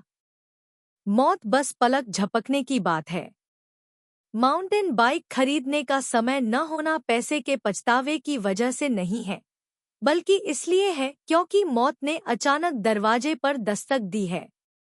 जैसे 12 साल की लड़की अपनी बाहों में रात की ओस से भीगे लिली के फूलों का गुलदस्ता पकड़े हुए है। इससे पहले कि वह उसे दे पाती, उसकी माँ ने अपनी आंखें बंद कर ली थी और मर चुकी थी। उसने अपने सामने खड़े व्यक्ति को देखा। उसकी उंगलियों ने धीरे से उसकी आंखों के सामने उसके चेहरे को छुआ। क्वाव्यक्तु, उसने धीरे से उसका नाम पुकारा। हाँ, उसने उसे बेवकूफी से देखा। वह बात कर रहा था, वह उसका नाम पुकार रहा था। यह अच्छा था, यह अच्छा था। तुम्हें पता है कि मौत कैसी दिखती है? उसने फुसफुसाकर उससे पूछा। क्या? उसने अनजाने में पूछा। फिर उसका दिमाग खाली हो गया, उसकी आंखें चौड़ी हो गईं, सोंग डू ली के चेहरे को घूरते हुए। याबू ने कहा कि उस दोपहर 5 बजे के आसपास वह उसे एक माउंटेन बाइक खरीदने के लिए सहमत हो गया था। अपने सहपाठियों के साथ बास्केटबॉल खेलने के बाद उसने अपनी माँ को रोते हुए देखा। याबू ने कसम खाई कि बास्केटबॉल का खेल 15 मिनट भी नहीं चला था और उसने उस समय टोकरी में एक गेंद भी नहीं फेंकी थी। मुझे पता है कि ग्रिम रीपर कैसा दिखता है। वह अब मेरे सामने खड़ा है, सोंग डू ली ने कहा। उसकी आंखें आगे देख रही थी। उसका स्वर किसी को डराने से डर रहा था। समुद्र के तल पर 1177 आत्माएं सो रही हैं। अचानक वह कांप उठी। उसके पैरों के तलवों से ठंडी हवा निकली। उसका दिमाग फट गया। उसके हाथों और पैरों ने सोंग डू ली को पकड़ लिया, उसे ऑक्टोपस की तरह जकड़ लिया। नहीं, नहीं, नहीं, वह उसे नहीं जाने देगी। वह उससे चिपक गई, अपना सिर जोर से हिलाते हुए, अपना सिर जोर से हिलाते हुए। क्या हुआ? उसने पूछा। नहीं, नहीं, मैं नहीं दूंगी। चाहे कुछ भी हो, मैं नहीं दूंगी। उसने अपनी आंखें बंद कर लीं और जोर से बोली, यहाँ तक कि यह सोचकर कि उसकी चीख टोंग डू लिट के सामने मृत्यु देवता को भगा देगी। नहीं दे रही क्या? मैं यह तुम्हें नहीं दूंगा। तुम इसे किसे देना चाहते हो? मुझे मत छोड़ो, टोंग डू लिट। मुझे मत छोड़ो, तुम मुझे नहीं छोड़ सकते। मुझे मत छोड़ो, मुझे मत छोड़ो। उसने अपनी आंखें खोलने की हिम्मत नहीं की। उसके शब्द असंगत थे। उसके सिर के ऊपर से एक आह निकली। वियत टू के माध्यम से आपको पहले से ही एक मानसिक बीमारी है और अब आपको व्यामोह है। क्या यह कहानी केवल trienwiki.com लास्ट लीफ FB कियन क्वा मामा पर पोस्ट की गई है? यदि आप इसे कहीं और देख रहे हैं तो इसका मतलब है कि आप चोरों की मदद कर रहे हैं। आप चाहते हैं कि मैं आपके वर्तमान व्यवहार को कैसे समझाऊं? वह उसके कान के पास झुकी। उसकी आवाज इससे कम नहीं हो सकती थी। क्या तुमने नहीं कहा था कि मौत तुम्हारे सामने है? चुप्पी। एक पल बाद इस पागल लड़की की आवाज के साथ साथ पॉप की आवाज भी आई। बट पर मारा गया। क्वा वियत्तु, तुम अब 26 साल की हो, 16 की नहीं। नहीं, नहीं। ग्रिम रीपर को देखने जैसे शब्द 10 साल के बच्चे को भी नहीं डरा सकते। उसने उसे डांटा। उसकी अभिव्यक्ति अकल्पनीय थी। क्वा वियत्तु ने निष्क्रिय रूप से अपना चेहरा दूसरी ओर कर लिया। उस चेहरे को देखकर क्वा वियत्तु खुद को नियंत्रित करने में असमर्थ हो गई और उसकी बाहों में छिप गई। वास्तव में ग्रिम रीपर अब उनके सामने खड़ा था। लेकिन यह ग्रिम रीपर की पोशाक में एक व्यक्ति था। जब उसने उसे देखा तो वह भी उन्हें देख रहा था। उसने चारों ओर देखा। हालांकि यह एक पर्यटक क्षेत्र था, इस क्षेत्र की प्रकृति अन्य पर्यटक क्षेत्रों से अलग थी। कहीं से एक व्यक्ति ग्रिम रीपर की पोशाक में आया। कुछ ही दूरी पर USS एरिज़ोना युद्धपोत के अवशेष एक विशाल मछली के कंकाल की तरह थे। यह सबसे अधिक संभावना एक बुरा शगुन था। वह जल्दी से भाग गई। टोंग डू लिट को पेड़ से नीचे खींचना। 1 दर्जन से ज्यादा कदम चलने के बाद वह पीछे मुड़ने से खुद को नहीं रोक पाई। मौत की पोशाक पहने हुए व्यक्ति अभी भी वहीं सीधा खड़ा था। उस आदमी ने लोगों को डराने के लिए ऐसे कपड़े क्यों पहने थे? उसे पता होना चाहिए था कि वह अभी वाकई डरी हुई थी। आईने में देखे बिना क्वा वियत्तु को पता था कि उसका चेहरा अब USS एरिज़ोना स्मारक के बाहर की सफेद दीवार के बराबर था। वह डरी हुई थी, लेकिन टोंग डू लिट इसके विपरीत थी। स्वाभाविक रूप से उसकी नासमझी को मजाक समझ रही थी। वह गुस्से से लाल हो गई थी, लेकिन जो शब्द निकले वे फिर भी थे। यह सब तुम्हारी गलती है, सब तुम्हारी गलती है। कहानी केवल trienwiki.com लास्ट लीफ FB कियन क्वा मामा पर पोस्ट की गई थी। अगर तुम कहीं और देख रहे हो तो इसका मतलब है कि तुम डाकुओं की मदद कर रहे हो।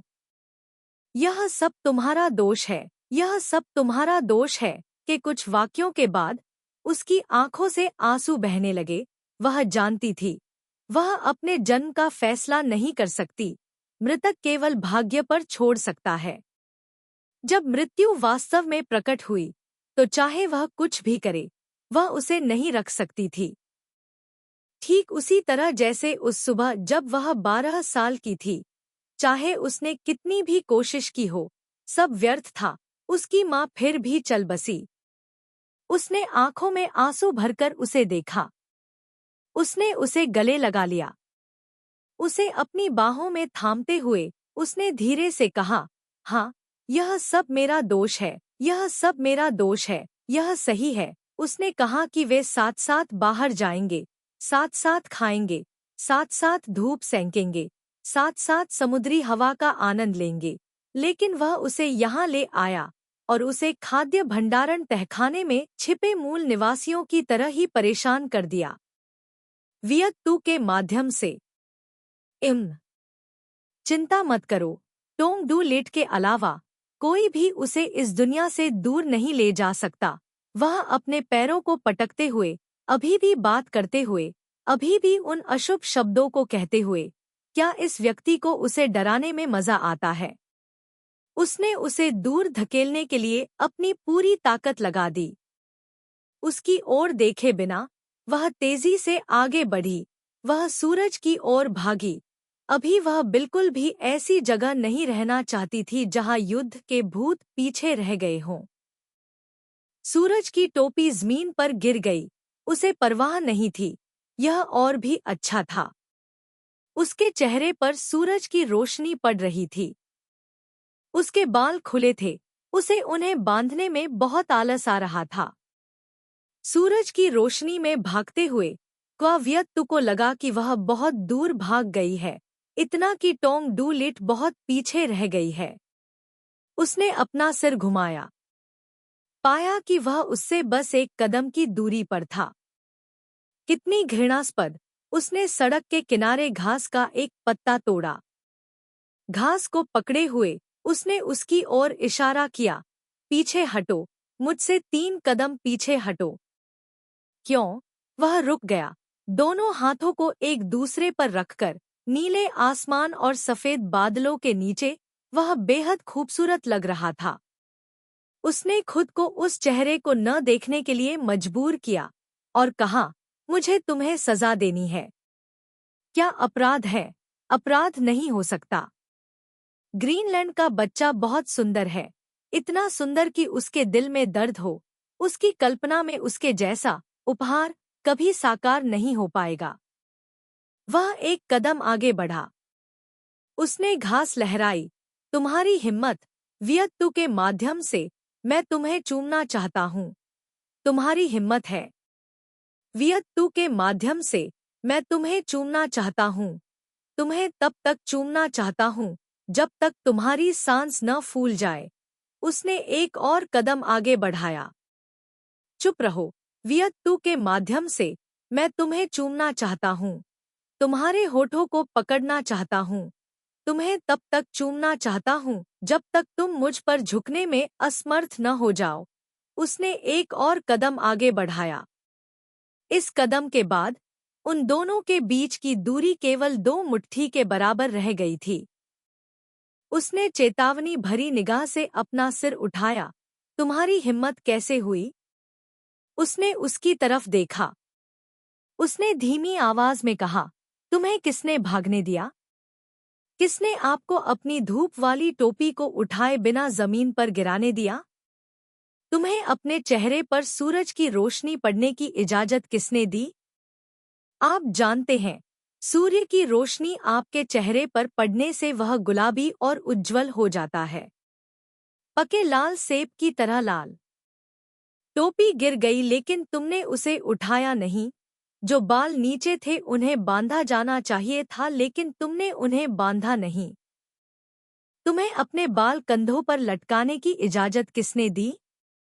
क्या आप जानते हैं कि जब आपके बाल हवा में उड़ते हैं तो यह कितना आकर्षक लगता है? मुझे किसने पीछे मुड़ने दिया?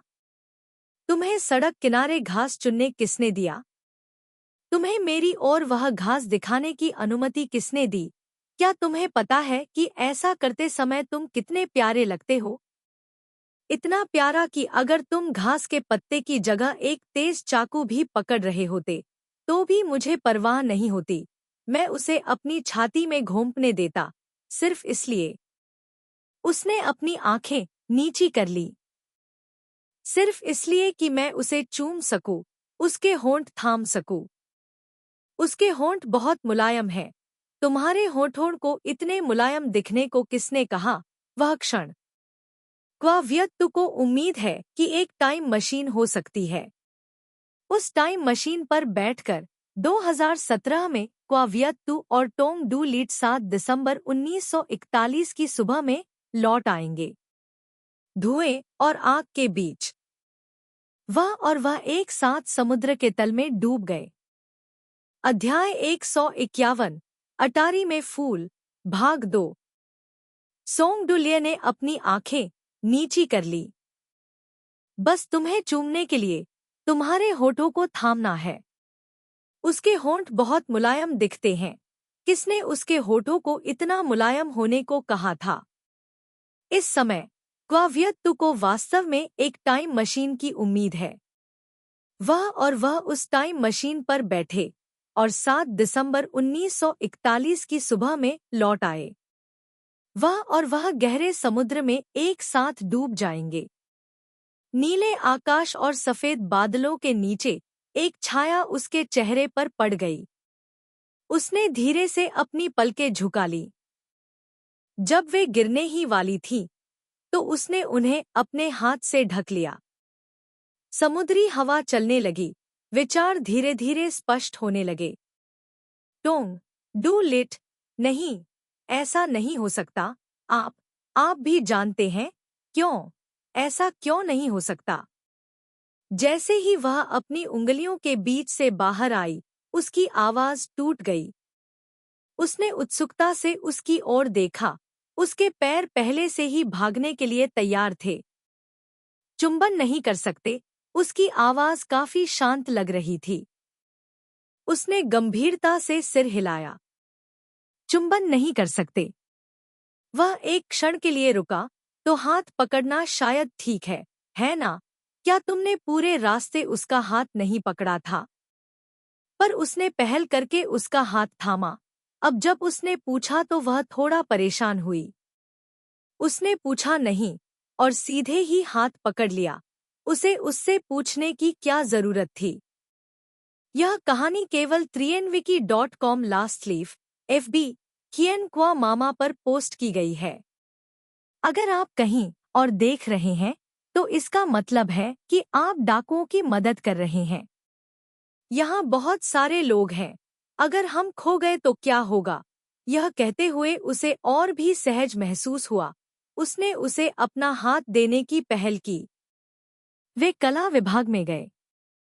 समुद्र तट की टोपी और धूप का चश्मा पहले ही चुन लिया गया है, बस अभी तक भुगतान नहीं किया गया है। यह कपल सामान है। जब हम पहले जिनेवा में थे, तो उसने कहा कि लोग कपल सामान खरीदते हैं। यह बचकाना है। उन्होंने बस दुकान के मालिक के $5 बचाने के सुझाव पर ध्यान दिया।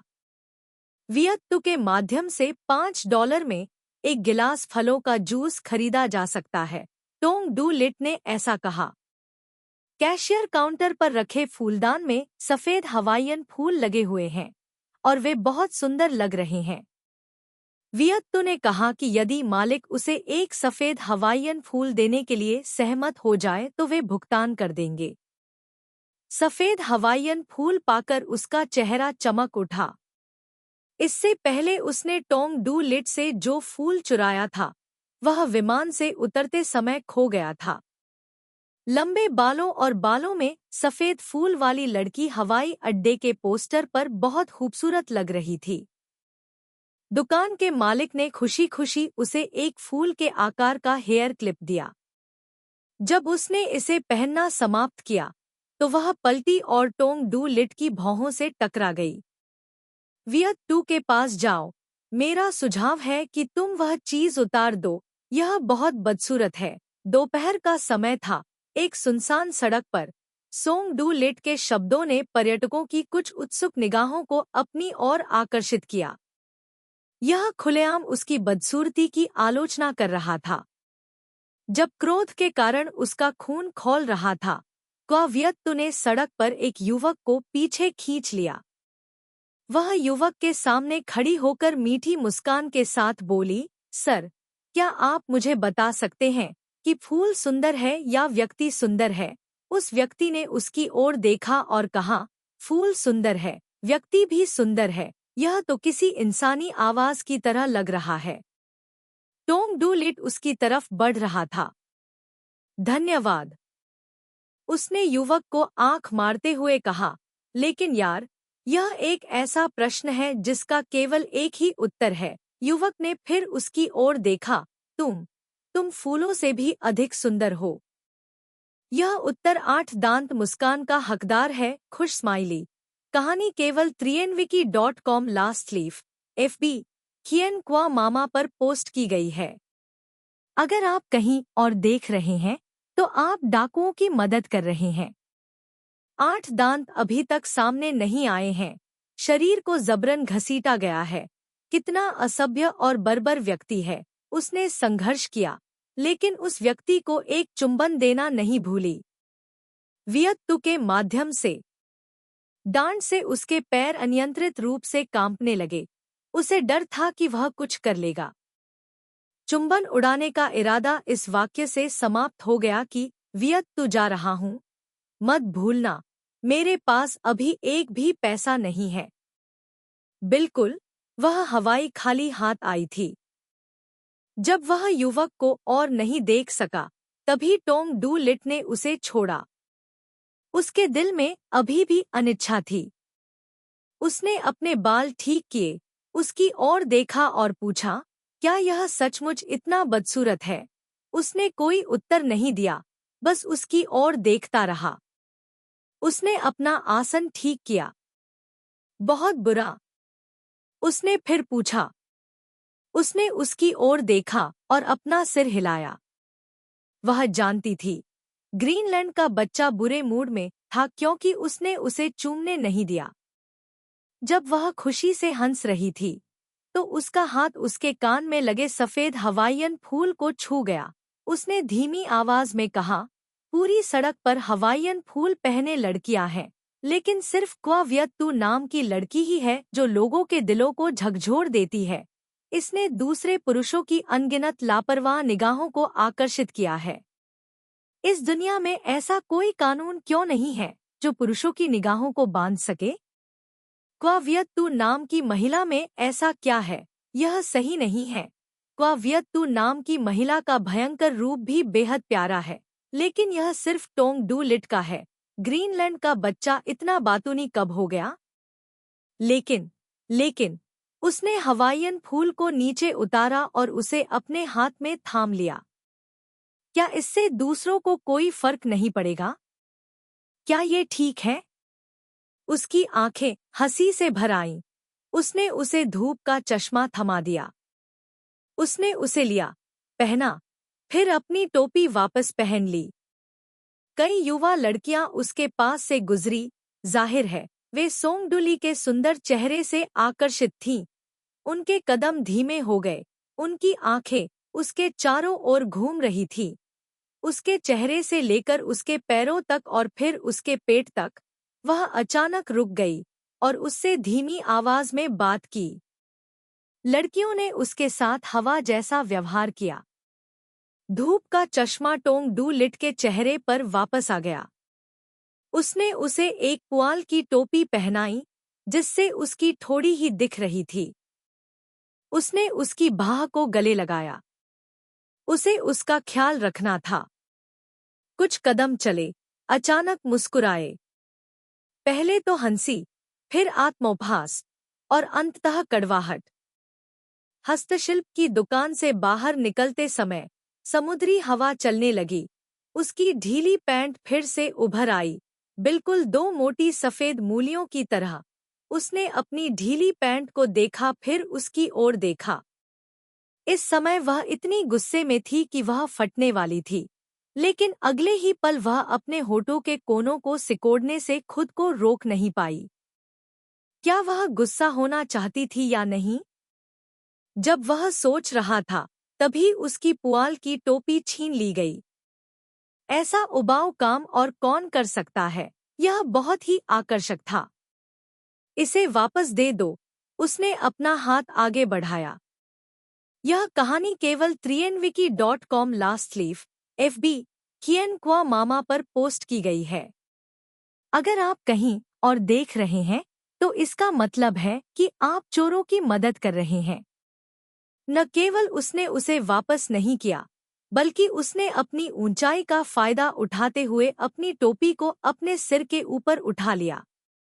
उसने अपनी टोपी अपने हाथ में पकड़ी हुई थी, लेकिन उसके कदम इत्मीनान से तटीय सड़क की ओर बढ़ रहे थे, इसलिए हर कुछ दर्जन कदम पर उसे टोपी वापस छीनने की कोशिश करनी पड़ी, और ऐसा करने के बाद उसे आखिरकार अपनी टोपी वापस मिल गई। उसने झुंझलाहट में अपनी टोपी ली। उसका चेहरा गर्व से भरा हुआ था।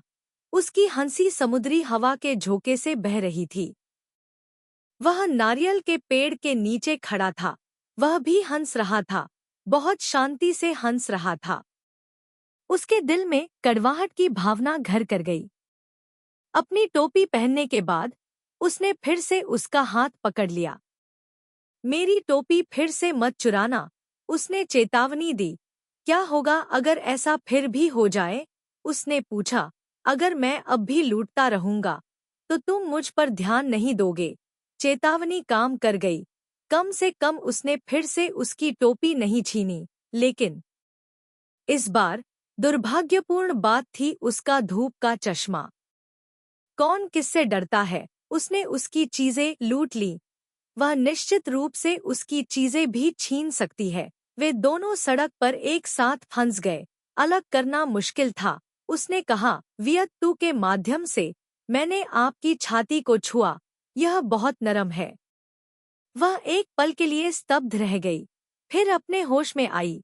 बैंस की तरह उसकी ओर झपटी, सीधे टोंग डू लिट को रेत पर दबा दिया। जब टोंग डू लिट को रेत पर धकेला गया तो उसने उसे भी खींच लिया। वे दोनों रेत के टीले पर लुढ़क गए। आकाश बहुत नीला है। वह अक्षर डाई के आकार में लेटे हुए, आंखें सिकोड़ते हुए आकाश की ओर देख रहे थे। अब वह एक साथ खेलने का नाटक कर सकते थे, जो भी वे करना चाहते थे, दूसरे लोगों की नजरों की चिंता किए बिना। साथ खेलने के बाद वे एक साथ खाना खाने जाते थे। उन्हें समुद्र के नज़ारे वाला एक सीफूड रेस्तरां मिला। सीफूड रेस्तरां को अर्धखुली हवा की शैली में डिजाइन किया गया था, जिसमें एक छाता, एक टेबल और कुछ कुर्सियां थीं, और बस इतना ही था। भोजन क्षेत्र लगभग भरा हुआ था। समुद्र तट शॉट्स में पुरुष अपने पैरों को पार करके बियर पी रहे थे। उनकी आंखें बिकनी में हॉट लड़कियों की तलाश में व्यस्त थी, लेकिन सुंदर महिलाओं ने स्वादिष्ट समुद्री भोजन की मेज के सामने अपनी छवि नहीं रखी। उनके हाथों ने जल्दी से मेंटिस झींगा को छील दिया। उनकी आंखें पहले से ही नए परोसे गए सीप की प्लेट को उत्सुकता से देख रही थी। कहानी केवल trienwiki.com लास्ट लीफ FB कियन क्वा मामा पर पोस्ट की गई थी। यदि आप कहीं और देख रहे हैं तो आप चोरों की मदद कर रहे हैं। क्वा यूएक्सयू जल्दी ही उन महिलाओं में से एक बन गई जिन्हें सीफूड रेस्तरां में अपनी छवि की परवाह नहीं थी। उसने सीपों को अपने मुंह में डाला, सोंग डुली को देखा और बिल्कुल भी खुश नहीं हुई। ग्रीनलैंड का बच्चा उन पुरुषों के साथ नहीं मिल रहा था जो यहाँ अपने पैर आराम कर रहे थे। बियर पीते समय वह ऐसा लग रहा था जैसे वह एक विज्ञापन फिल्मा रहा हो, बेहद खूबसूरत। सीप खाते समय वह ऐसा लग रहा था जैसे वह शिष्टाचार का मॉडल बना रहा हो। थोड़ा सा सिरका, थोड़ा नींबू का रस, और उसे चम्मच से अपने मुंह में डाला, फिर सोडा का एक घूंट लिया। सोंग डुली ने उसके खाने को बहुत ही असभ्य बना दिया। क्वा यूएक्सयू ने एक पल के लिए सोचा, उसे कुछ विनाशकारी किए हुए काफी समय हो गया था। उसकी नजरें इधर-उधर घूमी और फूलदार शर्ट पहने, पैरों को क्रॉस करके बैठे आदमी पर रुकी और बोली, टोंग डू लिट, उस व्यक्ति का बैठने का तरीका बहुत सुंदर है। मुझे लगता है कि अगर आप उस व्यक्ति की तरह बैठेंगे तो आप निश्चित रूप से कूल दिखेंगे। उसे नजरअंदाज कर दिया गया। अगर तुम्हें वह लड़का पसंद है तो शायद इससे मुझे थोड़ी खुशी मिलेगी। इस बार उसने उसे बस करो वाला भाव दिया। आज उसे ग्रीनलैंड के बच्चे को क्रॉस लेग करके बैठाना होगा। वह आगे झुकी और बोली, सोंग डूली, अगर तुम उस व्यक्ति की तरह बैठोगे तो मैं तुम्हें मुझे चूमने दूंगी। बस इतना ही कहा, अचानक स्तब्ध रह गए। वह ऐसा कैसे कह सकती थी? उसे पता होना चाहिए था कि वह ही रहस्य जानती थी, लेकिन सोंग डू लिट नहीं जानता था।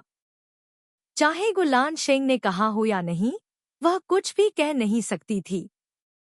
लेकिन वैसे भी बहुत देर हो चुकी थी। सोंग डू लिट सचमुच क्रॉसलेग करके बैठ गया।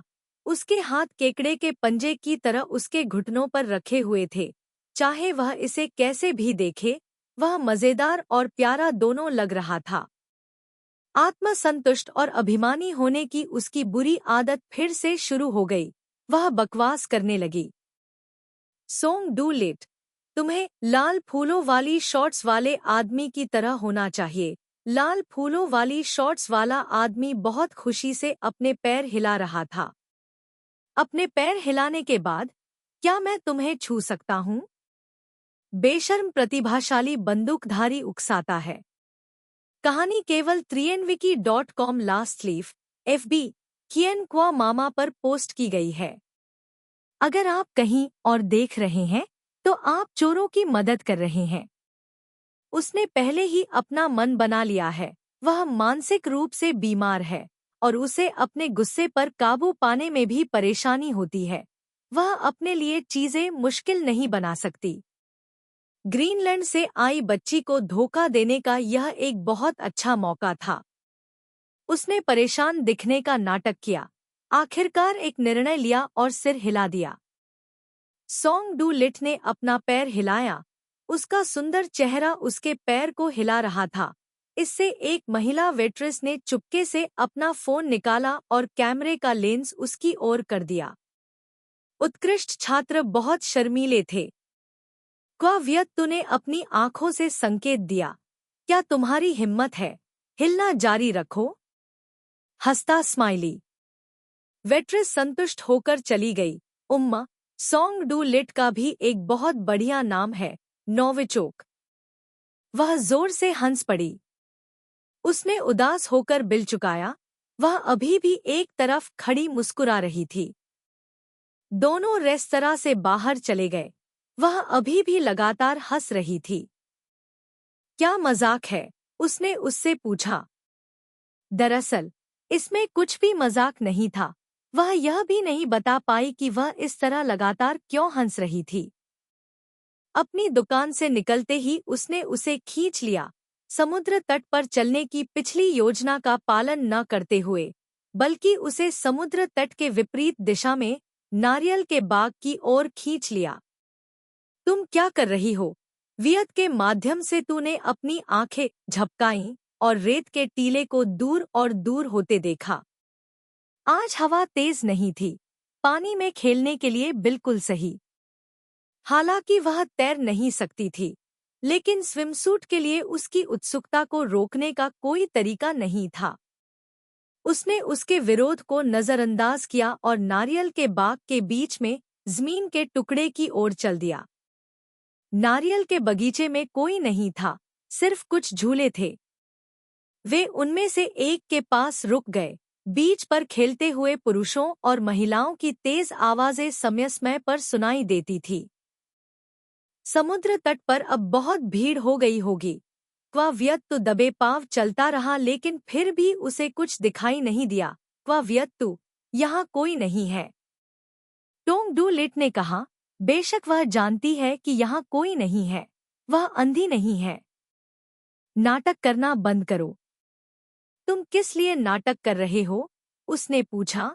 पैरों को एक दूसरे पर रखकर चूमा जा सकता है, पैरों को हिलाकर छुआ जा सकता है। उसने अपनी आंखें चौड़ी करके कहा, और तुम अभी भी दिखावा कर रहे हो। टोंग डू लिट की नजर बिना किसी रोकटोक के उसकी छाती पर पड़ी। यहाँ कोई नहीं है। यह बहुत उपयुक्त है। कितना भोलापन है। फिर भी एक व्यवसायी होने का दावा करना। एक व्यवसायी के रूप में आपको पता होना चाहिए, एक सिक्के का उपयोग करके कार खरीदना एक अत्यंत अवास्तविक बात है। कहानी केवल trienwiki.com लास्ट लीफ FB कियन क्वा मामा पर पोस्ट की गई है। अगर आप कहीं और देख रहे हैं तो आप चोरों की मदद कर रहे हैं। मुझे लगता है कि आखिरकार दिन का समय है। आप शायद नहीं खोल पाएंगे। मुझे शाम तक इंतजार करने में कोई आपत्ति नहीं है, लेकिन पहले मुझे अपनी लत को थोड़ा संतुष्ट करना है। पहले स्तनों को छूना है। शाम। इस बोल्ड लुक को देखकर क्वा वियत तू का मन उसे थप्पड़ मारने को हुआ। आज रात कुछ और छू लो। ठीक है, यह क्वा वियत तू का शो टाइम है। उसने अपनी आंखें बड़ी कर ली, अपने मुंह को अपने हाथ से ढक लिया और बहुत ही हास्यास्पद लहजे में कहा, टोंग डू लिट, क्या आपको लगता है कि मैंने जो कहा वह सच है? उसने अपना सिर हिलाया, समुद्र तट की ओर चली गई और चलते हुए बोली, मैं तुम्हारे साथ बस मजाक कर रही थी। मुझे नहीं लगा कि तुम इसके झांसे में आ जाओगे। वह लोगों की एक दीवार से टकराई और आधा कदम पीछे हट गई। समुद्र तल से यह ऊंचाई वास्तव में बहुत डरावनी थी। उसका चेहरा बेपसी से भर गया। उसने उसकी ओर देखा। टोंग डूलिट, तुमने बेतरतीब ढंग से एक व्यक्ति को यहाँ खींचकर पूछा। 10 में से 9 लोग तुमसे कहेंगे, एज तुम्हें इतनी आसान चीज कहाँ से मिल गई? वह सीधी खड़ी हो गई, अपने हाथों को कमर पर रखा और बोली, ठीक है, इसे एक सबक समझो। अगली बार औरतों पर इतनी आसानी से भरोसा मत करना। शुरू में तो यह सिर्फ बकवास था, लेकिन जब उसने आखिरी वाक्य कहा तो क्वाव्यक्तु को अचानक बहुत दुख हुआ। हो सकता है कि भविष्य में वाकई कोई और औरत होगी जो उसे धोखा देगी। हो सकता है वह भी इस बार की तरह बेवकूफी में बेवकूफ बन जाए। अगर ऐसा हुआ तो वह निश्चित रूप से बहुत नाराज होगी। यह सोचते सोचते अचानक उदासी छा गई। मान लीजिए सामने खड़ा व्यक्ति सचमुच लड़की की मीठी बातों से धोखा खा गया। उसने अपनी पलकें झुका ली। उसने धीरे से कहा, अब से आसानी से मूर्ख मत बनो, खासकर उस लड़की से जो क्वाव्यक्तु से ज्यादा खूबसूरत हो, क्वाव्यक्तु से ज्यादा प्यारी हो, समझे? उसने कोई जवाब नहीं दिया। यह है, यह है। यह टोंग डूलिट गुप्त रूप से स्वीकार कर रहा है कि भविष्य में वह क्वाव्यक्तु से अधिक सुंदर, क्वाव्यक्तु टोंग डूलिट से अधिक मनमोहक लड़की को पसंद करेगा। उसने अपने पैर पटके। अगले ही पल वह आगे बढ़ा, वह पीछे हट गई। अंत में उसकी पीठ नारियल के पेड़ से सटी हुई थी। उसने अपने हाथों से उसे अपने शरीर से चिपकने से रोका। नहीं। उसकी आवाज भारी हो गई थी। कुछ नहीं होगा। उसने धीरे से पूछा, मुझे क्वाव्यक्तु से अधिक सुंदर, क्वाव्यक्तु से अधिक प्यारी लड़की पसंद नहीं आएगी। ये शब्द अच्छे लगे। केवल एक ही व्यक्ति जो सोंग डूलिट को धोखा दे सकता है, वह है क्वाव्यक्तु, केवल क्वाव्यक्तु। इन शब्दों ने एक स्किज़ोफ्रेनिक रोगी के अहंकार को बहुत संतुष्ट किया। यह फिर से आया, यह फिर से आया। उसे छिपाने की इच्छा फिर से आई। लेकिन ऐसा नहीं किया जा सका। इस दुनिया में कुछ ऐसे देश थे जो चचेरे भाइयों को चचेरे भाइयों से शादी करने की अनुमति देते थे, और चचेरे भाइयों को चचेरे भाइयों से शादी करने की, जिससे साबित हुआ कि ये चीजें भी संभव थी। इसलिए वह जोहान्सबर्ग में उसके अपार्टमेंट में छिप सकती थी, उसके साथ एक कमरा साझा कर सकती थी, एक ही बिस्तर पर सो सकती थी। दरअसल क्वाव्यक्तु एक कायर है। क्वाव्यक्तु जल्दी से असली दुनिया में लौट आओ, उसने अपने दिल में खुद को चेतावनी दी। चेतावनी बहुत प्रभावी है। टोंग डूलिट, उसने धीरे से कहा, हाँ। अब तुम स्वीकार करते हो कि तुम्हें क्वाव्यक्तु ने धोखा दिया था। उसकी आवाज में खुशी की हल्की झलक थी। इससे यह भी पता चलता है कि आप भी सोचते हैं कि अपने पैरों को पार करना और चूमना, अपने पैरों को हिलाना और छुआ जाना एक अवास्तविक लेनदेन है। अगर लेनदेन ठीक से नहीं हुआ तो निश्चित रूप से इसे रद्द किया जा सकता है। वह फिसलकर नीचे गिर गई और उसके और नारियल के पेड़ के बीच की पकड़ से बच गई। वह तेजी से बिना पीछे मुड़े समुद्र तट की ओर चल पड़ी।